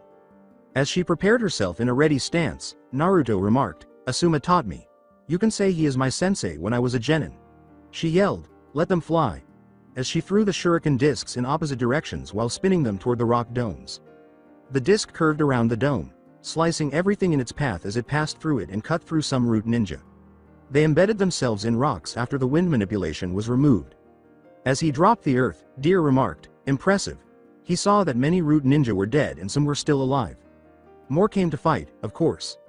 Naruto simply flicked both of her wrists to reveal her concealed wrist blades, extending the range with wind manipulation. "Any more surprises?" she asked. He simply shrugged. "It's better than nothing." The remaining members of the root were attacked by Naruto. They never had a chance, but when more showed up, she figured something out. Naruto yelled, "They're weakening us," as the root squads grew more powerful and proficient with each passing wave. Naruto and Deer both turned to face Jiraiya and refrained from scolding him after noticing him sheepishly scratching his back. It looks like Jiraiya knew of this if he wanted us to take care of the weak members. Both of them simultaneously stated, he just wanted to sit back. Naruto made the decision to deal with the additional root ninja who were about to join the battle. "Deer, get out of the way," Naruto said, performing some hand seals, and the deer moved aside so she wouldn't become a victim of her actions. Wind style. Tornado tunnel. As Naruto produced a tornado, it followed a line of advancing root ninjas, whom they believed to be more powerful characters. They were sliced up or violently flung into the air when the tornado struck. Deer questioned, "Is that your strongest wind jutsu?" As Naruto shook her head and fell to her knees, gasping for air. Naruto caught her breath and got to her feet, saying, "My strongest wind jutsu takes too much chakra to use and it blows everything away in a 360-degree angle. Besides, it is a close, mid and long range jutsu and I specialize in close range." Deer gave a nod. Both Naruto and Deer turned to face Danzo and his root division, saying, "Not bad Naruto, if you join my root division, you can become even more powerful." Knowing that only Jiraiya and Deer would ever see her mask, Naruto removed it and said, "Yeah right." Naruto placed himself in a fighting stance and said, "You will probably make me your personal slave and weapon." Danzo frowned at the girl who might have been his ultimate weapon, saying, "Besides, I already killed most of your root division and it seems they are too weak for my taste." With a gesture for his root ninja to attack, Danzo said, "It's a shame, you could have become so much powerful." Naruto and Deer are surrounded by root ninja. As he performed some hand seals, Naruto asked the deer, "Any bright ideas Deer-san?" Earth style. Rock dome. Deer hid in a rock dome they had made. The brilliant idea of Deer forming a dome around them made Naruto say, "Besides this." As he dug a hole in the ground to escape the surrounding position, he remarked, "This is all I got, apart from applying my wood jutsu." Danzo frowned even more when the rock dome fell and he saw an empty dome with a hole in the ground. Jiraiya was watching the fight when the root ninja leapt to the forest and yelled, "Spread out, I want that girl dead." Fascinating. While writing in his notebook, Jiraiya pondered about the hunter and ninja battling for their lives and love. "Yes, this will be my next best seller." With Tenzo and Naruto, Deer created a man-made tunnel, which Naruto and he left. Naruto watched Deer consider her options and asked, "What now?" "She is talented. She isn't concealing her chakra signature at the moment, and I sense nothing from her. She is adept at close combat and can perform strong wind and fire jutsu with ease." Deer pondered and came up with a concept. Deer said, "We play ninja." Naruto simply gave him a crazy look. He said, "We can't fight them head-on, so we might as well do what we do best." Naruto then grinned. "In addition, I can observe the invisible demon at work." Naruto turned invisible and remarked, "I suppose I can be the invisible demon for a little longer." Behind his mask, Deer's face was shocked. He can currently make out Naruto's outline and see that she resembles a chameleon. It was successful. You can now become invisible, though it took some time to figure it out. Kyuubi acknowledged his achievement of rendering Naruto invisible. Kyuubi discovered that she could make herself invisible by encircling her body with a tiny quantity of Naruto's chakra. He wanted to create something that resembled the cloaking device but didn't require it. "I no longer require that cloaking device." As she noticed that the ground was outlined on her hand, Naruto pondered. "It's what I can get, even though I'm not invisible." She knew Deer must be taken aback by this as she turned to face him. Deer was awakened from his daze by the words, "You're the second person to see this and live Deer-san. So it's true, you can turn invisible." Deer thought Naruto was nodding when he saw the motion. "I am aware that her name and mask would be Chameleon if she joined Anbu." Naruto went to do what she does best and said, "I should get this over with. Let's return to the slaughter. Finding a girl shouldn't be too difficult, right? She still lacks strength and isn't very strong." He turned to see where the girl had slain his little ninja army. He then noticed Root Ninja being thrown into another member after hearing a scream. Then his attention was drawn to a rock breaking. He remembered that the girl's shuriken was embedded in the crumbled rock where he looked to find the source. Then he noticed that the other shuriken was also gone, and a growing wind caught his eye. A Root Ninja was sliced in half by the air, but he could tell by the way his body moved with the wind that something had cut through him. Then he heard something spinning and took a step back, narrowly avoiding being struck by the wind. Danzo ordered his Root Ninja to be on the lookout for the shuriken. "Very perceptive of you, Danzo." Danzo turned to face Naruto, who was stooping to pick up her mask. Naruto said, "You will never see this again, Danzo." She then put on her mask and became invisible. As he wrote in his notebook for his upcoming book, Jiraiya remarked, "This is gold." He considered the potential applications of becoming invisible. "I can peek inside the bathhouses instead of using the peek hole." It sent a chill down Naruto's spine. What gives me the urge to murder a pervert? What? Naruto asked herself. Kit, I have no idea. I'm not sure. Kyuubi lied, fully aware of the reasons behind her feelings. A mature female container was something he longed for. Kill her. Danzo commanded his root ninja to return, and they successfully performed some hand seals. Fire style. Great fireball jutsu. Where Naruto was last seen, a giant fireball had been blown by a couple of root ninja. With the words, "Fire style, fire dragon flame missile," the other root ninja also erupted in flames. The idea of murdering the girl who had ruined him made Danzo sneer. When two shurikens of flames were hurled from the direction where the fire jutsu landed, that came to an end. Half of his root ninja were killed by the flame shuriken, and they were captured by a chameleon-shaped person inside the fire. Nothing remained, not even the girl's remains, after the fires subsided. Everyone's attention was drawn to the sound of a shuriken. A couple more root members were cut by the shuriken.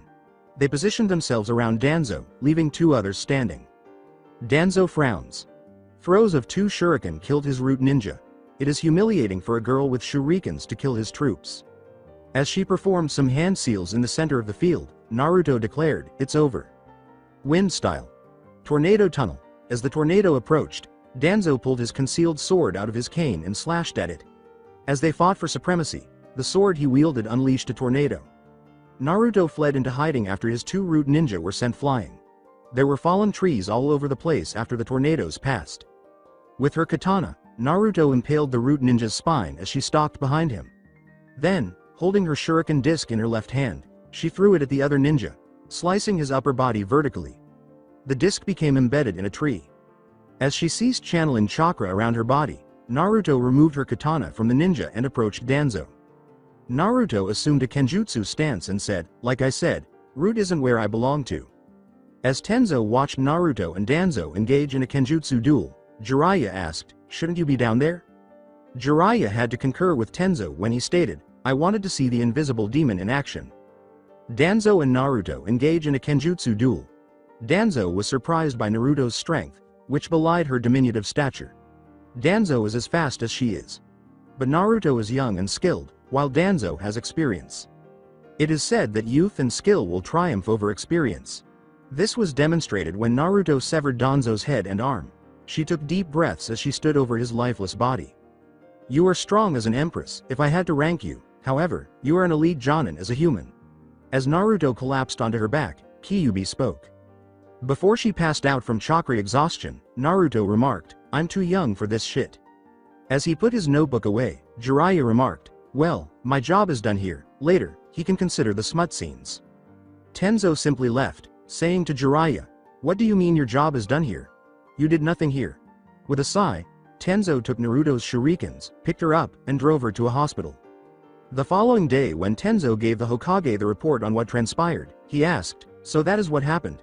When he heard that Naruto had faced Danzo, he was a little annoyed, but when Tenzo claimed that she had defeated Danzo before fainting, he was both shocked and relieved. Tenzo expressed his disappointment that she had chosen a hunter's path, saying, "Yes, she is exceptionally skilled and powerful. I would suggest you put her in Anbu, but she has already spent some time as a hunter." The Hokage inquired, "Where is she now?" in the hopes that she was relaxing. "She is taking a stroll around the village after she woke up from the hospital." The Hokage gave a nod. Tenzo nodded and the Hokage said, "So the rumors were true?" Tenzo summarized her fights and said, "I didn't think it was possible, sir, but it looked like she turned herself into a silhouette of what is around her. Her stealth is very high and her fighting style is meant to kill." They both turned to see Jiraiya standing at the closed window, gesturing for them to open it. Not to mention the weapons she uses. With a sigh, the Hokage opened the window.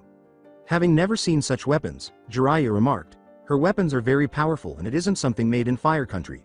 She said she made it herself, which I guess is true since no one in the village can make something like her shuriken disc.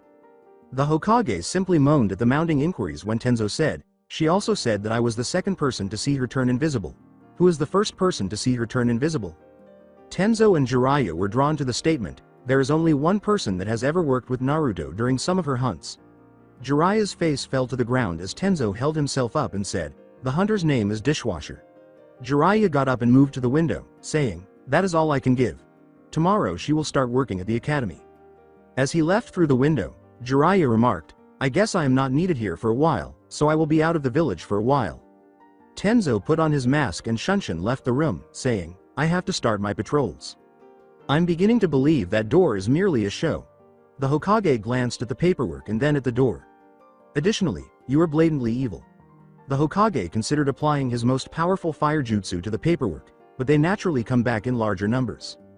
The following day Naruto waited for the teacher to come by sitting at her desk. She switched from wearing a coat to a dark, Shunin vest. Her fists are all she has and all she needs. After the door opened, Naruto sensed a chakra signature that she hadn't experienced in a long time. Naruto glanced at her part-time partner and said, I thought you were kidding when you said you were an academy teacher. Dishwasher. Iruka told his partner, that's Iruka to you other. When the academy is closed or takes a vacation, Iruka has been hunting. Naruto simply snorted at his joke, so what got you out of the hunter nin career? Missed me? Naruto simply sat on the chair and said, no, the Hokage got worried and took me off hunting and I had to choose between guard duty and being a teacher's assistant. Iruka saw her laughing at the idea of wasting time when she said, and you didn't want to waste your time looking at the endless forest. Iruka was aware of who he was dealing with and said, you're lucky to have me as your superior, the other Chunin would make your time here a living hell. He witnessed her relentless pursuit of her targets and her true strength. Not to mention that she possesses the Kyuubi. Over time, he came to terms with the fact that she is the container. Naruto waited for the students to take their seats while seated in the chair. Some of the students were from clans, and they were all the same age as her. As the students were chatting among themselves, Iruka said, okay, class, let me introduce my new assistant who will help me teach you all. He gestured to the girl sitting in the chair, who appeared to be about to nod off, and said, I would like for you to meet Naruto Uzumaki. You must be kidding, sensei, she can't be a Chunin, exclaimed a girl with pink hair. Besides she is the same age as us. She may be your age but she is an experienced ninja. She has killed many ninja already. Right now she is under orders of the Hokage, she is to stay inside of the village and wait till the end of the year for the Jonin exams. Iruka was speaking to the students. When Naruto learned that she would be taking the Jonin exams, she arched an eyebrow. She can't be as powerful as Sasuke. The banshee with the pink hair said. Naruto simply raised her eyebrows in response to a surviving Uchiha's assertion that there is no way she is stronger than Uchiha. They were all wiped out, she heard. Iruka made sure the class heard Naruto's question, I thought they were all wiped out. Iruka provided Naruto with some information about the massacre, saying, it isn't something the village doesn't like to talk about but Sasuke survived the attack. Naruto laughed and said, survived. This confused the class, he was brooding when she turned to look at him. No doubt he is living a lie that is provided by the council. Sasuke leapt at Naruto and gave her a face sidekick, which was related to the class perspective, and Iruka felt sorry for Sasuke. When Sasuke kicked the girl who had insulted him in the face, he grinned and said, you're not so tough. As she continued to sit in the chair and used one finger to block the kick, Naruto asked, is that the best you can do? Sasuke was startled and used her finger to push the leg away. If that is what you're capable of, then stop wasting time and go back to your seat. Sasuke sat in the chair looking bored while Naruto watched him fume with rage.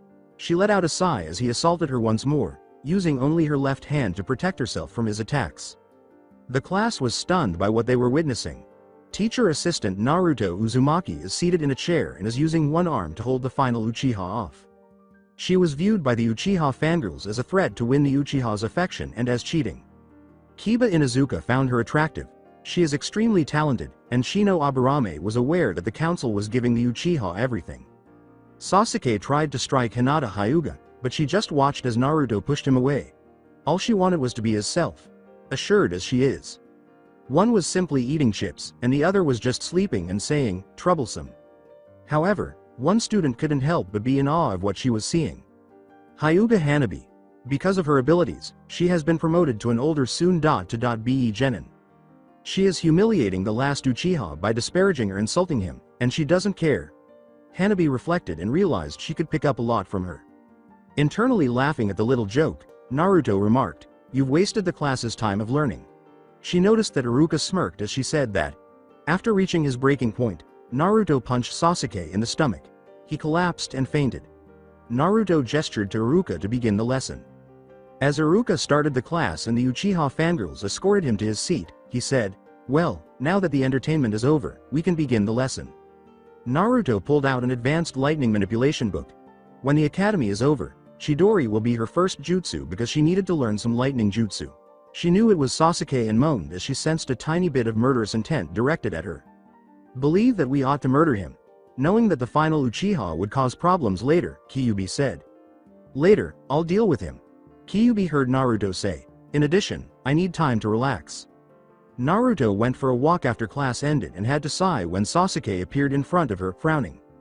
He insisted, "Fight me." Naruto merely moaned, and the idea of taking a nap vanished. This is going to be a long year, developing deserving combatants. In addition to the 214 inmates who vanished, an unknown number of prisoner guards went missing. Kyuubi is officially here. As Kyuubi ignored Iruka's lecture, Naruto spoke to her. "I can't even remember how many warriors I own. Your initial 3 years of hunting for hosts seemed insignificant after that prison attack." Naruto was reading a book about manipulating lightning when Kyuubi spoke to him. "I was able to perform the Chidori." Naruto simply sat there and read her book. Iruka asked the class, "Now, there are many uses for chakra, and what are the uses of chakra?" Naruto chose to ignore the pink-haired banshee.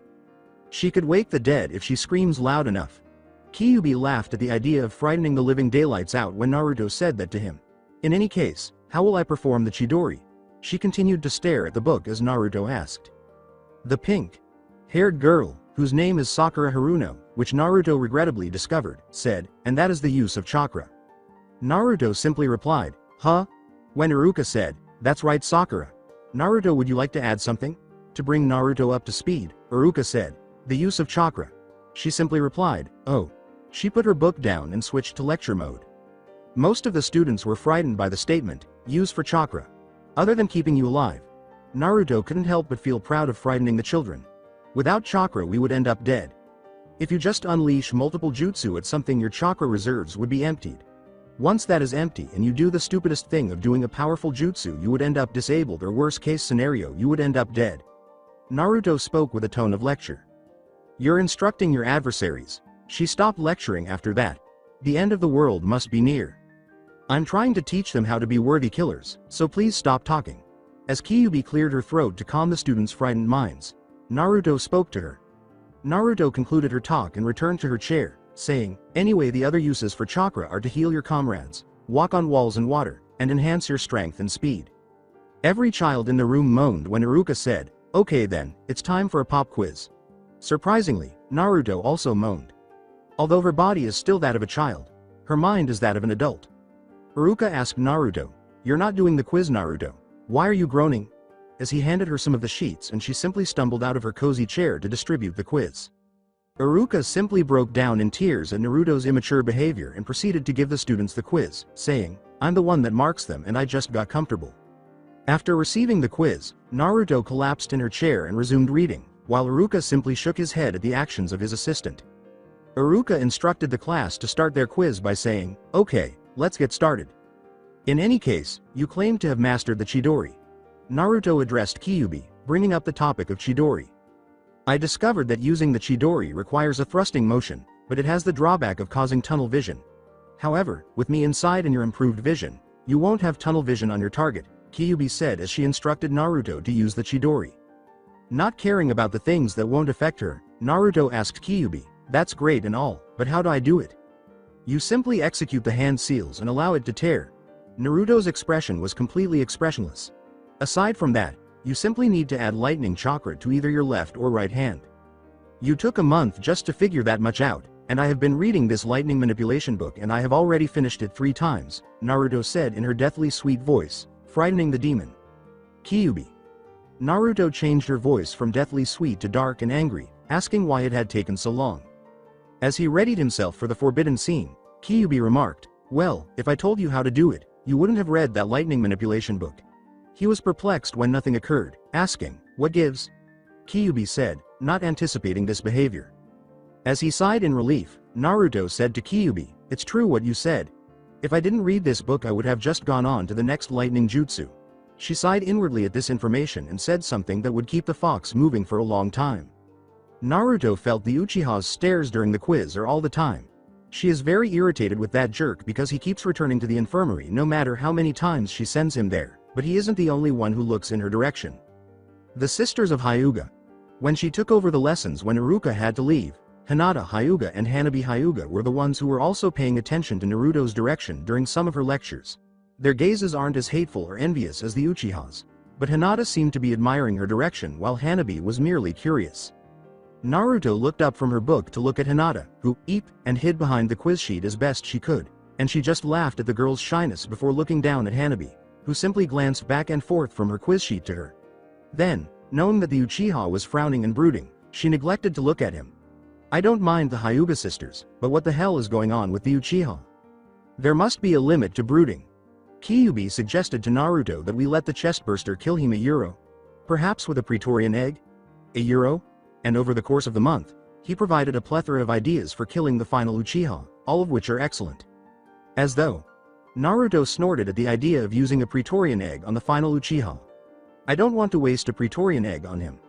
The Praetorian that comes from him will just be an arrogant bitch and brood somewhere in the resin, he said to Kyuubi, who had to agree.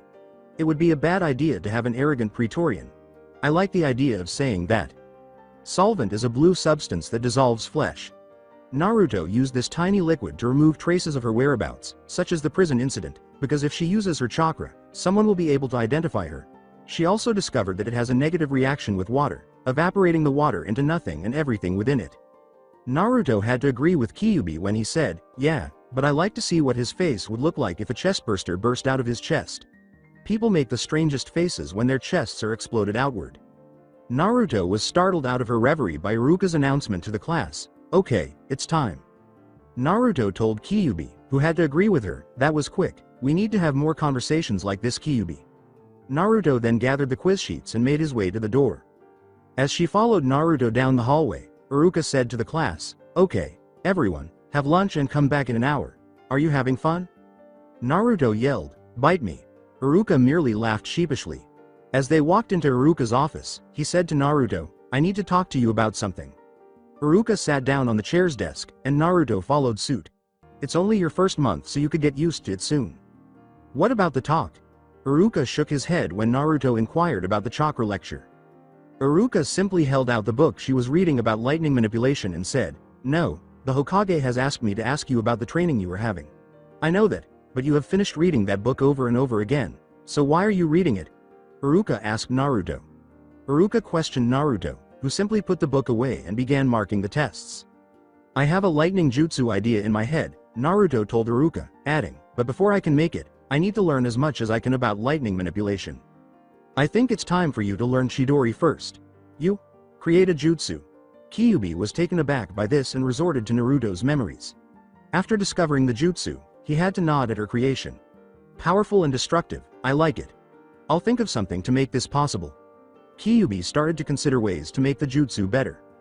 Iruka kept marking the quizzes after being pleased with that response. Leaving her stalkers behind after class when Naruto got there, he found a lake in a training area. Okay, so what are the hand seals? Naruto asked Kyuubi, and he showed her the scene of the night that Kakashi attacked her. Naruto growled at the memory, and after seeing the hand seals, she sealed them and let them tear. She grabbed her right hand with her left hand, which is different from Kakashi's, who had it on his left, and Naruto picked her right hand. She wasn't sure if it was the correct way, but she managed to perform a Chidori with her right hand. As she examined the Chidori, Naruto remarked to herself, still needs some improvements. I suggest that you light up a lake. Kyuubi entered his thoughts. You must conjure the Chidori more quickly and with greater power. After a month Naruto, who was in one of Konoha's training grounds with a lake in it, was on her knees, suckling as much air as she could. God damn it, Naruto swore at her clumsy attempts to illuminate the lake. As she continued to even out her breathing, Kyuubi asked Naruto, as I mentioned earlier, this exercise is to help you manipulate lightning and you were very close. Naruto was still having problems using lightning to light up the lake. It's really difficult. The warrior in the tree hid behind the tree when Naruto yelled at the world. She reached over to the lake, charged it with as much lightning chakra as she could, and briefly illuminated it. Naruto moaned at Kyuubi and questioned why she was doing this. You got it down right there, but you still need to keep it lit up a bit longer. Later, you will have to do the same thing without the lake. Ignore it. I'll just give it a shot. Naruto stood in the center of the field, performed some hand seals, and extended her arms. Before long, she had a ball of lightning in each hand. She then ran over to a nearby tree and used both hands to destroy it. When Kyuubi saw the scene of the decimated trees, she asked, "How many can you do?" Naruto smirked and performed the hand seals once more. "You can do double Chidoris more easily now. A great improvement a month ago. You are on your way to start making your own lightning jutsu." Kyuubi figured she could do more if she wasn't exhausted from training, and after a few double Chidoris, she was able to unleash 2 of them in a single day before collapsing from exhaustion. The following day, because of the lightning manipulation training and the numerous double Chidoris, Naruto was fortunate enough to have a day off, so she spent the remainder of the day lying on her bed. The following day, she felt numb and simply went to sleep. The week after, she can use 6 double Chidoris in a single day, until she starts feeling woozy. Kyuubi discovered that while using the Chidori would cause some strain, it wouldn't have a significant impact on her due to her conditions. "Take that, Kakashi," Kyuubi said to Naruto while she was asleep, startling her and making up a story about a patrol getting sloppy, which Naruto purchased. During another dull lecture, Kyuubi told Naruto, who was reading a book on advanced chakra control, that the difficult part was to perform the Chidori without the hand seals and that she needed to work on creating that lightning jutsu. At the moment, she is able to walk on water, and the one with the spinning kunai looks intriguing. Iruka gave a lecture to the class, knowing full well what actually transpired on the day the Yondaime sealed the Kyuubi away or defeated it. The Yondaime, also known as the Yellow Flash, fought and brought victory to Konoha in the Third Shinobi War and defeated the Kyuubi. Kyuubi yelled in Naruto's head, "He didn't defeat me. That prick cheated with a sealing thing. Damn bug couldn't face me alone." Naruto had to mentally block Kyuubi off because she detests it when he acts that way, and she is certain that he is just yapping off, aside from finding a way around the mental block. As long as she doesn't say the Y word, she will be okay for a while. Sakura responded to Iruka's question, which Naruto largely ignored, by saying, "The Yondaime sacrificed himself to defeat the Kyuubi and save the village." "Well done, Sakura. Would you like to add anything, Naruto?" Iruka questioned Naruto, who ignored her and assumed it meant it was okay to move on. Naruto quickly came to despise the Yondaime for putting that damn fox inside her, but she later learned that it was both a curse and a blessing in disguise. Perhaps the fox is the world's savior, which could be the case given that he killed all xenomorphs, or perhaps the Tooth Fairy is a serial killer who murders anyone who sees her face, or perhaps ghosts don't exist. The world is a mess, man. After 3 weeks, Kyuubi's plans to accidentally kill Uchiha are starting to sound pretty good, but the difficult part is figuring out how to make it look like his chest would burst out a euro. He can't just trip and fall and have his chest magically burst out a euro. Or eat something explosive, but who would be foolish enough to eat explosives? Damn, Uchiha is getting annoying. The Uchiha's incessant demands to fight him are his most annoying trait. She sent Naruto to the academy's nursing room so many times that he lost count. The fact that Kyuubi counted 76 is irrelevant, what matters is that he must stop. Naruto moaned at the daily routine, "Fight me." As he crossed off the daily sheet, Kyuubi said, "I'm going to send the Uchiha to the nursing room." Check. He got off easy the last time, and she wasn't even using a fraction of her strength, so Naruto turned to the Uchiha, prepared to send him to the hospital this time but with an extended stay. She decided to try something different for once when Sasuke charged at Naruto, and as soon as he was close enough, she charged some lightning manipulation in her palm and slammed it to Sasuke's chest, disabling him for a while by seriously damaging his electric current. She pressed her palm into his chest to send him flying back, and when he landed, it made a loud thud sound. Naruto was more concerned with getting back at the Uchiha until she could kill him later than she was with being punished for this. The following day, "What have I been?" To the Hokage, Naruto raised her voice in a bored tone. As Naruto maintained his bored expression, the Hokage declared, "You've been charged with crimes against the Uchiha." "What offenses have I committed against the Uchiha, regardless of the type of punishment they would inflict on her?" Naruto asked. The Hokage said, "You sent him to the hospital." Naruto said, unconcerned, "So?" The Hokage looked at Naruto and saw that she didn't care. "The council doesn't like this. You'll be trialed." Still didn't get her to move. "So?" The Hokage sighed at her actions, realizing Naruto's situation and vowing to beat the living daylights out of that jerk. Trial day. "You are on trial for crimes against the Uchiha, Naruto Uzumaki. What are your personal thoughts?" Naruto merely stared at her shackles when Elder Kaharu spoke to him. Kaharu merely gave her a stern look. She ought to be kneeling in front of them. Is this necessary? Naruto asked, lifting her wrist to reveal the shackles. Naruto simply shrugged when Homura said, yes, those are meant to keep you from doing anything against us. What led you to believe that I oppose the clan council? Besides, they are not necessary. Naruto simply removed the shackles as if they were not on her, saying, it's just dead weight. She stood in front of the council, crossing her arms, and said, anyway, this is a waste of time. This statement infuriated the civilian side of the council. When students attack their superiors, they are typically disciplined, even if the attack did not occur during practice or training. Naruto, one of the people who knew that the civilian side was giving the last Uchiha everything and that the Uchiha wouldn't be made into a weapon now that Danzo was gone, noticed Hiyashi grinning at her manner of speaking. He blatantly attacked me, and I don't care about pampered kids. A student's request for additional instruction makes sense. Was there anything else Sasuke asked you to teach him? I see, and then it is in your right authority to teach a student a bit more. The Aburame head asked, and Naruto shook her head. The situation was unpopular with many civilian council members. With a bored tone, Naruto remarked, besides, I went easy on him. He's getting off easy after completely shocking his nervous system. Homura yelled at Naruto, who was still wearing a bored expression but was secretly worried that this person would cause trouble. Are we done here? She said, maintaining her bored tone. If I went all out I would have completely fried him. Sume Inuzuka began to chuckle at the girl's behavior, saying, I haven't eaten anything this morning and lunch is starting to sound good right about now. The civilian side is prepared to charge her with treason, but the clan didn't mind her attitude. Naruto simply shrugged and left after the Hokage told him, since there is no reason for you to be here, you can go get something to eat and head back to the academy. By the way, Naruto halted and pivoted.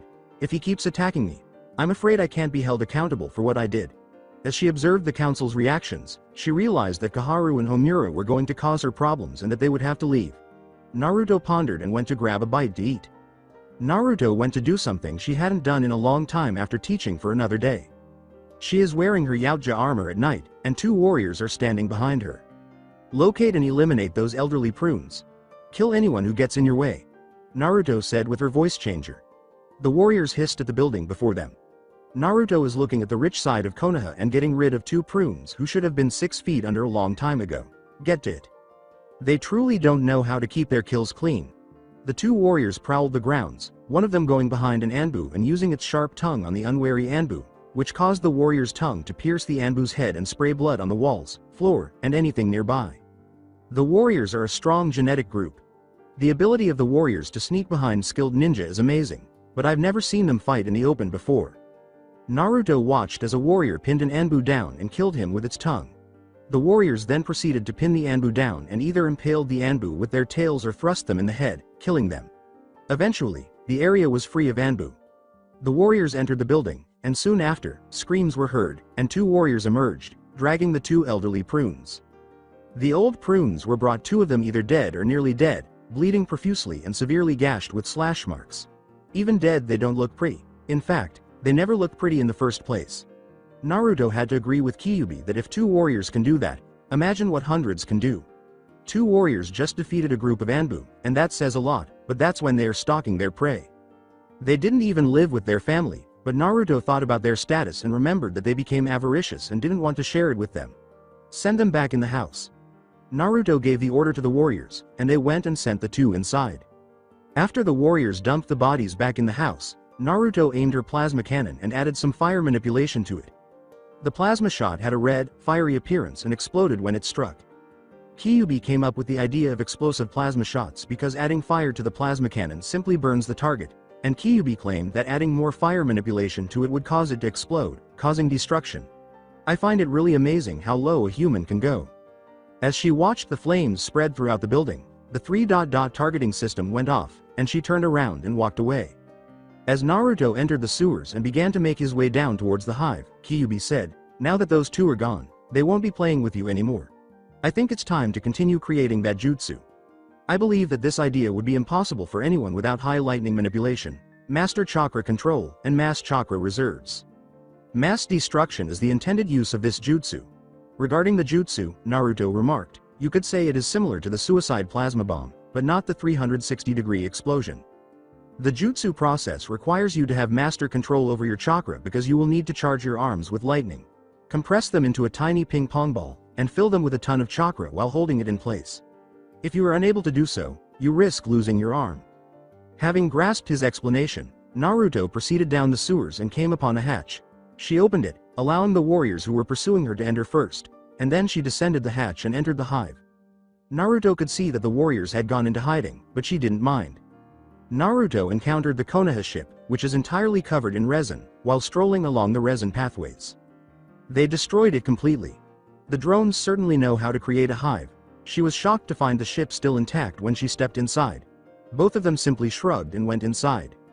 When Naruto visited the queen in the throne room, he discovered that, as he had suspected, she was still laying eggs and that, in comparison to the previous queen, she was smaller. The room's lighting gave the current queen a slimy black skin with a hint of green, while the queen Naruto had raised was 1.5 meters tall and had a red tint to it. Kyuubi, would you mind explaining this? Naruto questioned the all-knowing demon. Kyuubi didn't want to know what the forbidden scene was, but he knew it was frightening. As I mentioned earlier, the first queen is the one that is connected to you, so this one is loyal to you and you only. Besides, this queen is still young, Kyuubi told Naruto, continuing to gaze at the queen. Do I have to? Naruto threatened him with the forbidden scene. She still looks too small. Kyuubi nodded. Since the size of each xenomorph varies according to their birth age, this queen must still be young. Naruto turned around and headed to the control room. She gazed at the console's tabs as if she were facing a god, still struggling with Yaoja technology. She sighed and began to press tabs, causing the screen to flicker. Then the Elemental Nation map appeared. She pressed the ship button in Wave, and the console presented her with a list of options. She selected the communicate icon and the training ground 4, also known as the throne room. Naruto saw the Empress laying a Praetorian egg in the throne room on the screen. Hi, Empress. I need you to hunt down some bandits, Naruto said to the communicator, and the Empress heard it over the speakers. The Empress yelled, I don't want you hunting down the nearby village as of yet. Kyuubi affirmed to Naruto that she understood what she was supposed to do, saying, until then, keep hunting and stay hidden. Naruto yawned and got to her feet after pressing a button to turn off the console. I need sleep. After 2 months, the passing of Kaharu and Homura has had a significant impact on the village. They were the council's leaders, and their absence made paperwork easier for the elderly man. The Hokage is dancing in celebration in the back of his mind, and the council no longer has any authority over him. They blame the Kyuubi brat once more, but this time they did nothing to her because she was a village shinobi and they had no proof that she killed them, so she got away with it. Sasuke has returned from the hospital, and his brooding and glaring have gotten worse. Sasuke didn't demand a fight, but instead stood in front of her until he moved aside to let her pass. Naruto was proud of her when he saw him in front of him, and she gave him a smile that rivaled Kyuubi's. Excellent. For once, he's picking up knowledge from her. 1 more month while marking the quiz sheets in class, Naruto muttered. There has to be a limit for brooding, there has to. The Uchiha was staring at her with daggers. You say something? Naruto simply shook her head while marking the quiz sheets as Iruka halted his lessons. Naruto tried to sleep during Iruka's lecture after finishing a lot of quizzes. As the class headed to the field, Iruka said, Okay, we are going to have a taijutsu practice today, so please follow us outside. Naruto had indeed fallen asleep, so Iruka gestured for her to come on, but she simply moaned and followed her outside. Kyuubi would have made a snide comment if he hadn't been considering a method to create that lightning jutsu. Naruto thought, the old man owes me big for making me go through with this. Once outside, Naruto waited for Iruka to call names while standing in the center of the field. Iruka told the class, okay, you guys are going to practice your taijutsu today. Naruto here will be your punching bag today. Naruto simply snorted at the idea of being someone else's punching bag, preferring to beat them. Shino Aburame, you're first to go. Shino looked closer and saw one of his bugs in her hands, but Naruto smirked at him and put a hand to her head and picked something out as the Aburame walked to the field and entered a regular fighting style without any openings. Naruto released the bug and said, your move. She assumed a defensive position. I advise you to keep your bugs off me for the rest of your life, Shino. Every time they gave him the same information he had received from them about Naruto, Shino's mind was racing with the information he had received from the bug that Naruto had removed from her head. She possesses the death aura. It was the only information they gave him before the bugs died, and the bug died today, too. Shino discovered that her chakra Euro, which is extremely powerful and non-existent a Euro, was what killed them, not Naruto. He asked his father about it, and he only replied that her chakra was too powerful. He then put those thoughts aside and started fighting. As she continued to block Shino's punches and kicks, Naruto thought, he isn't fighting me seriously. It seemed as though he was waiting for something, concealing his true abilities, but at least he understands what it means to be a ninja. He leaves the field when the allotted time has passed without showing any signs of fatigue. As Iruka called in the next student, Naruto muttered, "I see, my suspicion is correct. Okay. Shoji Akamichi, you're up." After walking to the field, the big bone kid prepared himself. "Go easy on me." Shoji assumed a sloppy yet powerful fighting stance. Shoji was calmed down by Naruto's words, "Relax, I'm the defender and you were the attacker. You have 5 minutes to hit me and the timer starts with your first attack." The big bone kid attacked Naruto for a few seconds, sidestepping each blow. The fight ended when Shoji was knocked back by a powerful blow to her guard halfway through. Iruka congratulated Shoji, who blushed at the compliment, saying, 2 minutes and 43 seconds till you break down her guard. Not bad, Shoji. Alright, next is." Iruka called names to a few students, but the majority of them didn't hit her, trip her, or push her back. Sakura Haruno. The only way the Haruno can kill someone is if she screams as loudly as she can. Because of her loud shrieks, Kyuubi and Naruto decided not to have a chestburster burst out of her chest. As satisfying as it would be for them both, having her scream out to the heavens and wake Konoha would be a bad idea and hurt their ears. Damn, not her. Naruto muttered to herself. When she attacked, she grabbed her wrist and twisted it, causing her to flip and land on her back. Surprisingly, this knocked her unconscious, and Naruto simply dragged her off the field and returned to it, not caring what she did. Iruka simply shook his head, relieved that she hadn't done too much damage. The young Hyuga entered the field and assumed a Hyuga stance, saying, "All right, Hanabi Hyuga, you're up." "Aw man, this is going to hurt." Naruto was aware that a taijutsu battle with a Hyuga is suicidal, but then an extremely malevolent thought occurred to her, attracting Kyuubi's attention. That would be a huge blow to his pride. "Kid, go ahead and do it." Naruto smirked to himself as he considered it. From the perspective of the academy student, the fight was fast and dangerous. Naruto barely avoided each attack from the small firecracker before Hanabi sent her a Juken palm, which she did not avoid but made it appear as though Hanabi had found an opening. She was sent flying back a few feet when the palm struck her chest dead center, but she flipped and landed on her feet just in time to avoid the pain. Iruka saw what Naruto did and guessed what she would do, but most of the students were shocked to see that the young girl could get a clean hit. As she held her chest, Naruto thought, "Step 1 accomplished. Kami, that hurt. Nice hit, Miss Hanabi." The small firecracker nodded, grinning inwardly, and returned to the crowd. Iruka approached Naruto. "What plans do you have? The council won't like what you are going to do," Iruka whispered to Naruto, and she simply grinned, confirming her plan. As Kyuubi completed healing Naruto, Naruto stopped holding her chest. "I have no authority over the council." As Iruka called in Hinata Hyuga, Naruto remarked, "Besides, this will only hurt him." "Damn it, not another one." Naruto muttered as Hinata entered that damn taijutsu style. Perhaps she won't be as shy as Hanabi, she thought as Hinata made the first move. Shit, she barely avoids a quick knockout like that. There, Hinata thought as she did the same thing as Hanabi, but Naruto didn't give her the opening. The force of the palm attack sent her farther than Hanabi struck her, and Naruto didn't recover. Instead, she just made a loud thud noise when she landed on her back. Hinata was able to push Naruto back with her quick, precise attacks. As she kneeled next to Naruto and held her chest once more, Hinata uttered those words. Even though Kyuubi was laughing uncontrollably and healing Naruto at the same time, he was not doing a good job of healing her, so Naruto thought, "She hits harder than Hanabi. Okay. Simply give me a." Hinata noticed that she was inhaling deeply. Step 1.5 was completed. Not only does the plan hurt you, but it would hurt him even more. Kyuubi was snickering, and Naruto lacked the mental capacity to shoot him a comeback. "Are you certain?" Not believing she went for the kill, Hinata remarked, "That strike should have killed you." Hinata saw her stand up, but she stumbled as she did so. "I'm okay," Naruto said as she straightened up, but she was in excruciating pain on the inside. She went for the kill, was all she could think about. How the hell did that happen? I assumed she was the timid one, and Kyuubi wasn't helping either. Hinata is a strange one. Kyuubi told Naruto, "I think there's a saying about, it's always the quiet ones." She had to agree with the fox. She is extremely shy in class, listening to her lectures all the time and averting her gaze when she sees her staring. She is followed around by her clan outside the academy, and she wants to prove herself during quizzes and exercises, even though she is the top student. Sasuke would have been the student, but he is absent a few times.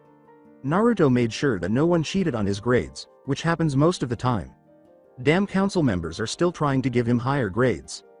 Kyuubi told Naruto, those two might have some uses, Kit, as she began to even out her breathing. Then the dots were connected. Kyuubi. Damn. Hanabi hit my right lung, and Hinata went for the heart. I should be dead. Which one do you want? The shy and deadly or the deadly and cute? Either is good enough for a chew toy. Kyuubi was laughing again when Naruto made a valiant effort to hide her blush at the mention of a chew toy. The one and only. What? It would be an unworthy death to be killed training academy students. Naruto simply sighed and suppressed the headache she thought she would be experiencing. All right, Iruka, go ahead and claim the next victim. Not wanting to discuss which team the victim plays, Naruto quickly called in for the next victim. Kyuubi was having a great time playing tricks on his warden, giving her advice on jutsu and even giving her ideas of what a woman's body should look like. What a pervert. He should have cancelled this session and sent her to the hospital because of her attitude, but instead he sent Kiba Inuzuka into the field. Naruto prepared for the battle, but her opponent's gaze was elsewhere. He's observing me. If he touches me in the wrong spot. Baby, let's get this started. Like a street fighter, Kiba attacked Naruto. As she continued to avoid fists, feet, and claws, Naruto thought, baby. Baby.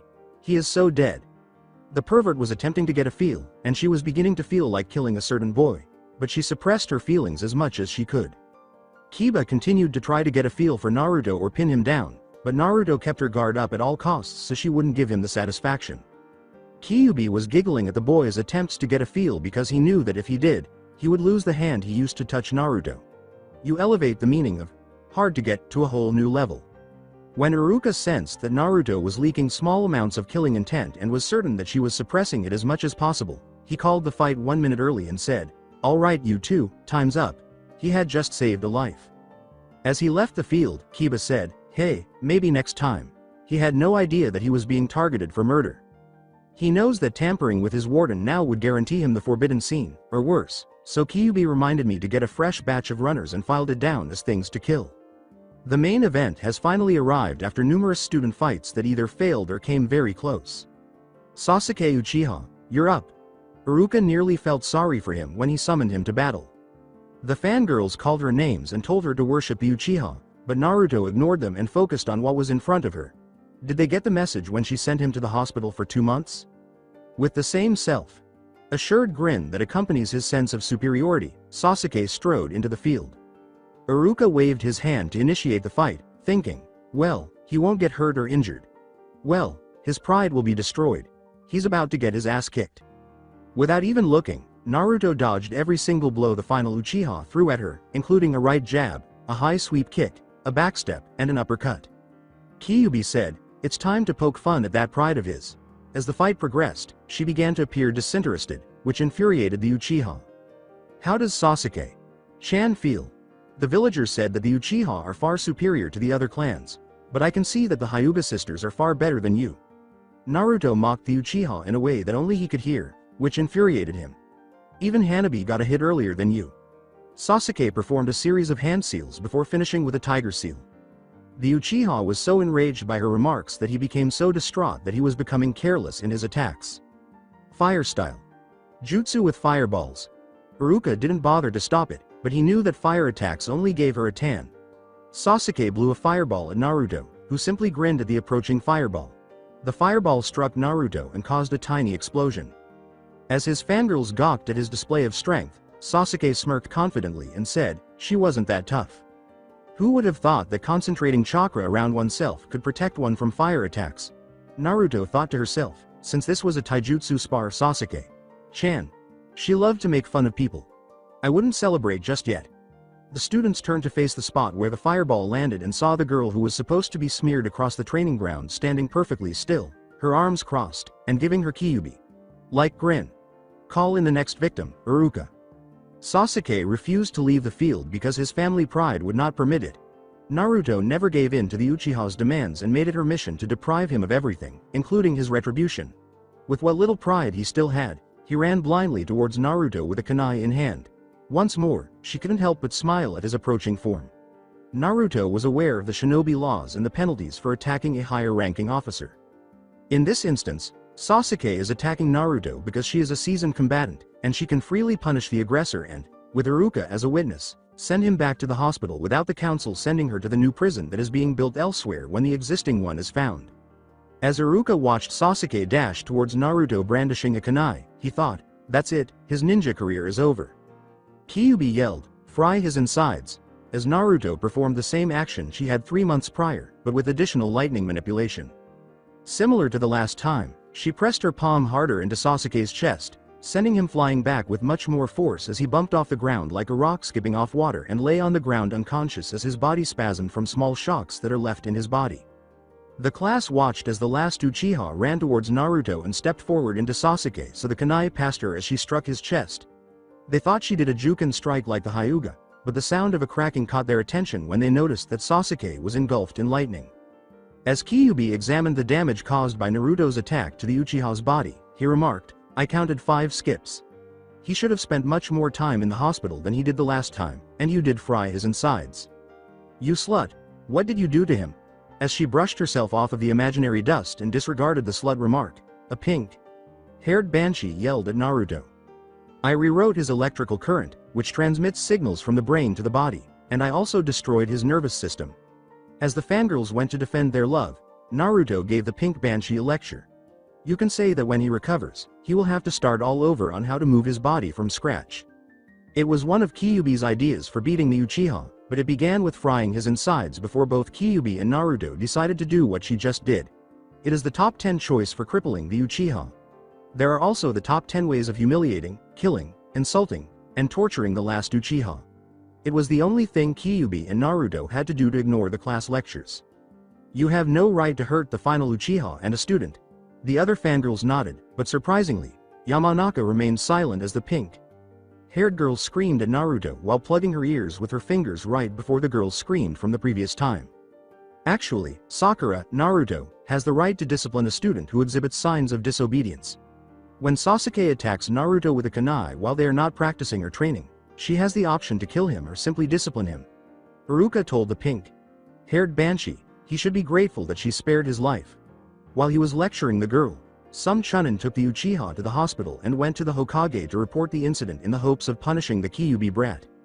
Is this where the taijutsu spar is taking place, Iruka? Ignoring the Sasuke fan club and refusing to leave her position, Naruto asked. Iruka called in and said, Ino Yamanaka, you're last to go. Naruto tried to hide the Kyuubi grin on her face, but she couldn't help but feel proud of Yuro. Yes, proud of Yuro, proud of finally putting the Uchiha in his place a Yuro. The hospital a Yuro. And soon be grave. Ino assumed a fighting stance, but the grin on Naruto's face was unsettling, so she said, okay you two, I want a clean fight. Similar to Sakura's fight a Yuro. Well, Kyuubi wouldn't call it a fight a Yuro. Naruto grabbed Ino by the wrist and performed the same move on Sakura, but Ino flipped in with a twist of her wrist, barely avoiding a backhand. Ino took a step back as she prepared herself. That caught me off guard. I assumed she was just a fangirl. Kyuubi expressed his thoughts to the platinum blonde. As you mentioned, she was a fangirl. Naruto recalled that Ino was focusing more on her ninja career and less on the Uchiha, as evidenced by her improved grades and her ability to demonstrate hand combat in her taijutsu spar. Go, you two. After the fight, Ino was sweating a little and breathing a little raggedly when Iruka called out. As Kyuubi pointed out, that sweat gives her a nice shine to her skin. Naruto had to agree with him while she was staring at her ass as Ino was leaving, and then it dawned on her. Naruto was laughing uncontrollably when he said, damn it, Kyuubi, don't give me any ideas, as he made his way back to the classroom, muttering, damn perverts. The month after the council has attempted to sentence Naruto to death or life in prison after the news of her ruining the Uchiha's ninja career went viral. The word, tried, is up there, as you can see. If the Uchiha has already displayed signs of insubordination in the academy, he will not be as devoted to the village when he becomes a ninja, suggesting that insubordination is a serious issue in a hidden village.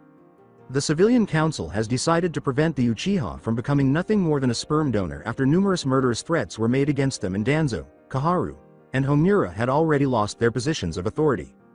She went to the Inuzuka compound with her armor and a herd of warriors and runners after Kyuubi reminded her about a certain Inuzuka, and she told her warriors to knock the dog out so she could breed new runners. That day, many dogs were killed, and some clan members were also taken. Naruto, of course, always keeps her word. Overall, there was unrest among the Uchiha and Inuzuka, but the latter can bounce back because she needs the Inuzuka clan to produce more dogs for her expanding army. However, Naruto has another plan for the Uchiha, and it has to do with the foundation rather than the hospital. As she entered the Uchiha district holding a bottle of sake in her right hand, Kyuubi told Naruto, "You can't be in two places at the same time, like I was saying." It turned out that she had a deep affection for the beverage. As she took a gulp of her sake and entered the main Uchiha compound, Naruto thought, "Oh, how am I going to get some help in this garbage of a village? Forget it. I have work to do." She pulled out a scroll and released its contents, which were all customized explosive tags. An hour later, as Naruto sucked down the remainder of her sake, Kyuubi thought, "I really need to try some of that. Satisfied?" "Shut up." Naruto pulled out a tag with the kanji for boom on it. She had created it after researching how to combine explosive tags to create a single, large explosion rather than a string of smaller ones, and she could sense that every tag she had placed throughout the Uchiha district was linked to this one tag. She was about to press the tag, but Kyuubi intervened. "I swear that sake is impairing your judgment. Are you trying to kill us both?" Kyuubi roared in Naruto's head, preventing her from pressing the tag. Naruto looked around and saw that she was still in the Uchiha district. "I'm not letting my thoughts get in the way." As she leaned to the right and almost fell to the ground, Naruto stood up for her sake. As Kyuubi burned away the alcohol in Naruto's system and attempted to move her away from the Uchiha district, he thought, "Damn it all. She's drunk." It took a while for a warrior to pick her up and carry her back to the hive. When she woke up, Naruto wondered when she had fainted. In Naruto's mind, Kyuubi roared, "It's about time you woke up." "Kyuubi, damn it. Stop talking." Naruto yelled at Kyuubi as she held her head with her hands as Kyuubi's laughter was making her headache ache a lot more. "I said shut up." Then it hit her like a wave of nausea. She slammed her hand against the bed she was in and heard a loud explosion, wondering what kind of explosion could be heard way down in the hive. She looked down at her hand and saw the detonator tag that connected to some explosive tags. She went to check her scroll pouch on her left hip after she had finished emptying her stomach and remembered what had exploded. "Ah. Kyuubi. Where are my tags for napalm?" she questioned her renter. Kyuubi asked Naruto, "Were those the napalm tags?" Wondering how inebriated she must have been to confuse the napalm tags with the explosive tags, Kyuubi had to admit that this was the best mistake she had ever made in her life. The month after the village suffered a terrible blow when the Uchiha district was destroyed. The civilian council called for the district to be rebuilt, but the Hokage said it would be a waste of money to rebuild a clan district without any clan members, so the money was instead used to fix the loose debris and construct some apartments over the remains of the Uchiha compounds. It wasn't much, but it was devastating, and the Hokage can only rub his temples to relieve the headache he's been suffering for the past 8 months since he put Naruto in the academy to teach. With her there, he couldn't help but wonder if she is the one responsible for the village's devastation. After the prison was hit and everyone in the complex vanished, she went into the village and came to him with information about Danzo's whereabouts. He gave her instructions to kill Root, but she killed Danzo alone instead. She destroyed the Uchiha's chance to become a ninja while she was teaching at the academy, and his advisors were later discovered dead. The last one shows her crippling the last Uchiha and blowing up his compound, but he couldn't help but wonder if she is the cause of all the destruction that is occurring. He could have her put away, but all he has is a theory, and knowing what's left of the civilian council will easily buy it and the clans don't give a damn. He didn't know what she was up to, but he could only conclude that her actions were good for the village when he heard a faint explosion coming from the training ground Naruto had requested. Unfortunately, he was unaware that those advantages were intended for her. Alongside Naruto, "So, what are you going to call it?" Kyuubi asked Naruto about her completed technique, and all he got was some snoring. "Damn it," Kyuubi said to Naruto, who was lying spread eagle face up and breathing deeply. The area she is in shows signs of destruction, and the ground she is lying down is deeply engraved with many more engraved lines from her position. At night, after dragging herself from the training grounds to her apartment, Naruto collapsed on her bed and passed out from exhaustion. Once more, she didn't bother to freshen up. She slept soundly despite the storm outside, but like all peaceful things, she couldn't help but feel dread. Naruto asked herself, "Why am I feeling so uneasy?" and cautiously peered out the window. There's something out there. She woke up and retrieved one of her daggers that she kept hidden. Kyuubi said, "It's about damn time," which helped Naruto get over her paranoia. During the storm, the passing storm concealed its existence and ejected a pod that landed outside the village before leaving Konoha and venturing into uncharted territory. Alongside Naruto, Naruto remained uneasy, leaving the area away from the village because she knew what was hidden by the storm. The ship left the area and returned to its origin. You think you can take that Yaoja on? Kyuubi asked Naruto, who was considering his options. That was just a drop-off. Kyuubi, this is unexpected. Not to mention the Junin exams are tomorrow. Naruto sighed at her situation before recalling something Kyuubi had said to her earlier. Kyuubi, you said something about getting some help. Naruto understood Kyuubi's problem and said, I can't just go out there and hunt down that Yaoja without raising suspicion. Yes, I did. You could send in some warriors to eliminate that Yaoja, but they are erratic and might sabotage some of our plans. Kyuubi replied to Naruto, understanding that the Queen or Empress is there to provide guidance for the warriors and the other Xenos, and that Naruto can communicate her commands to them, who will then communicate those orders to the hive. She cannot allow either of them to leave their hive to comply with orders. So, who is prepared to assist me? Kyuubi responded to Naruto's question with something surprising. Are you familiar with the term, newborn? That's it for today. I hope you guys enjoyed this great story. See you in the next one.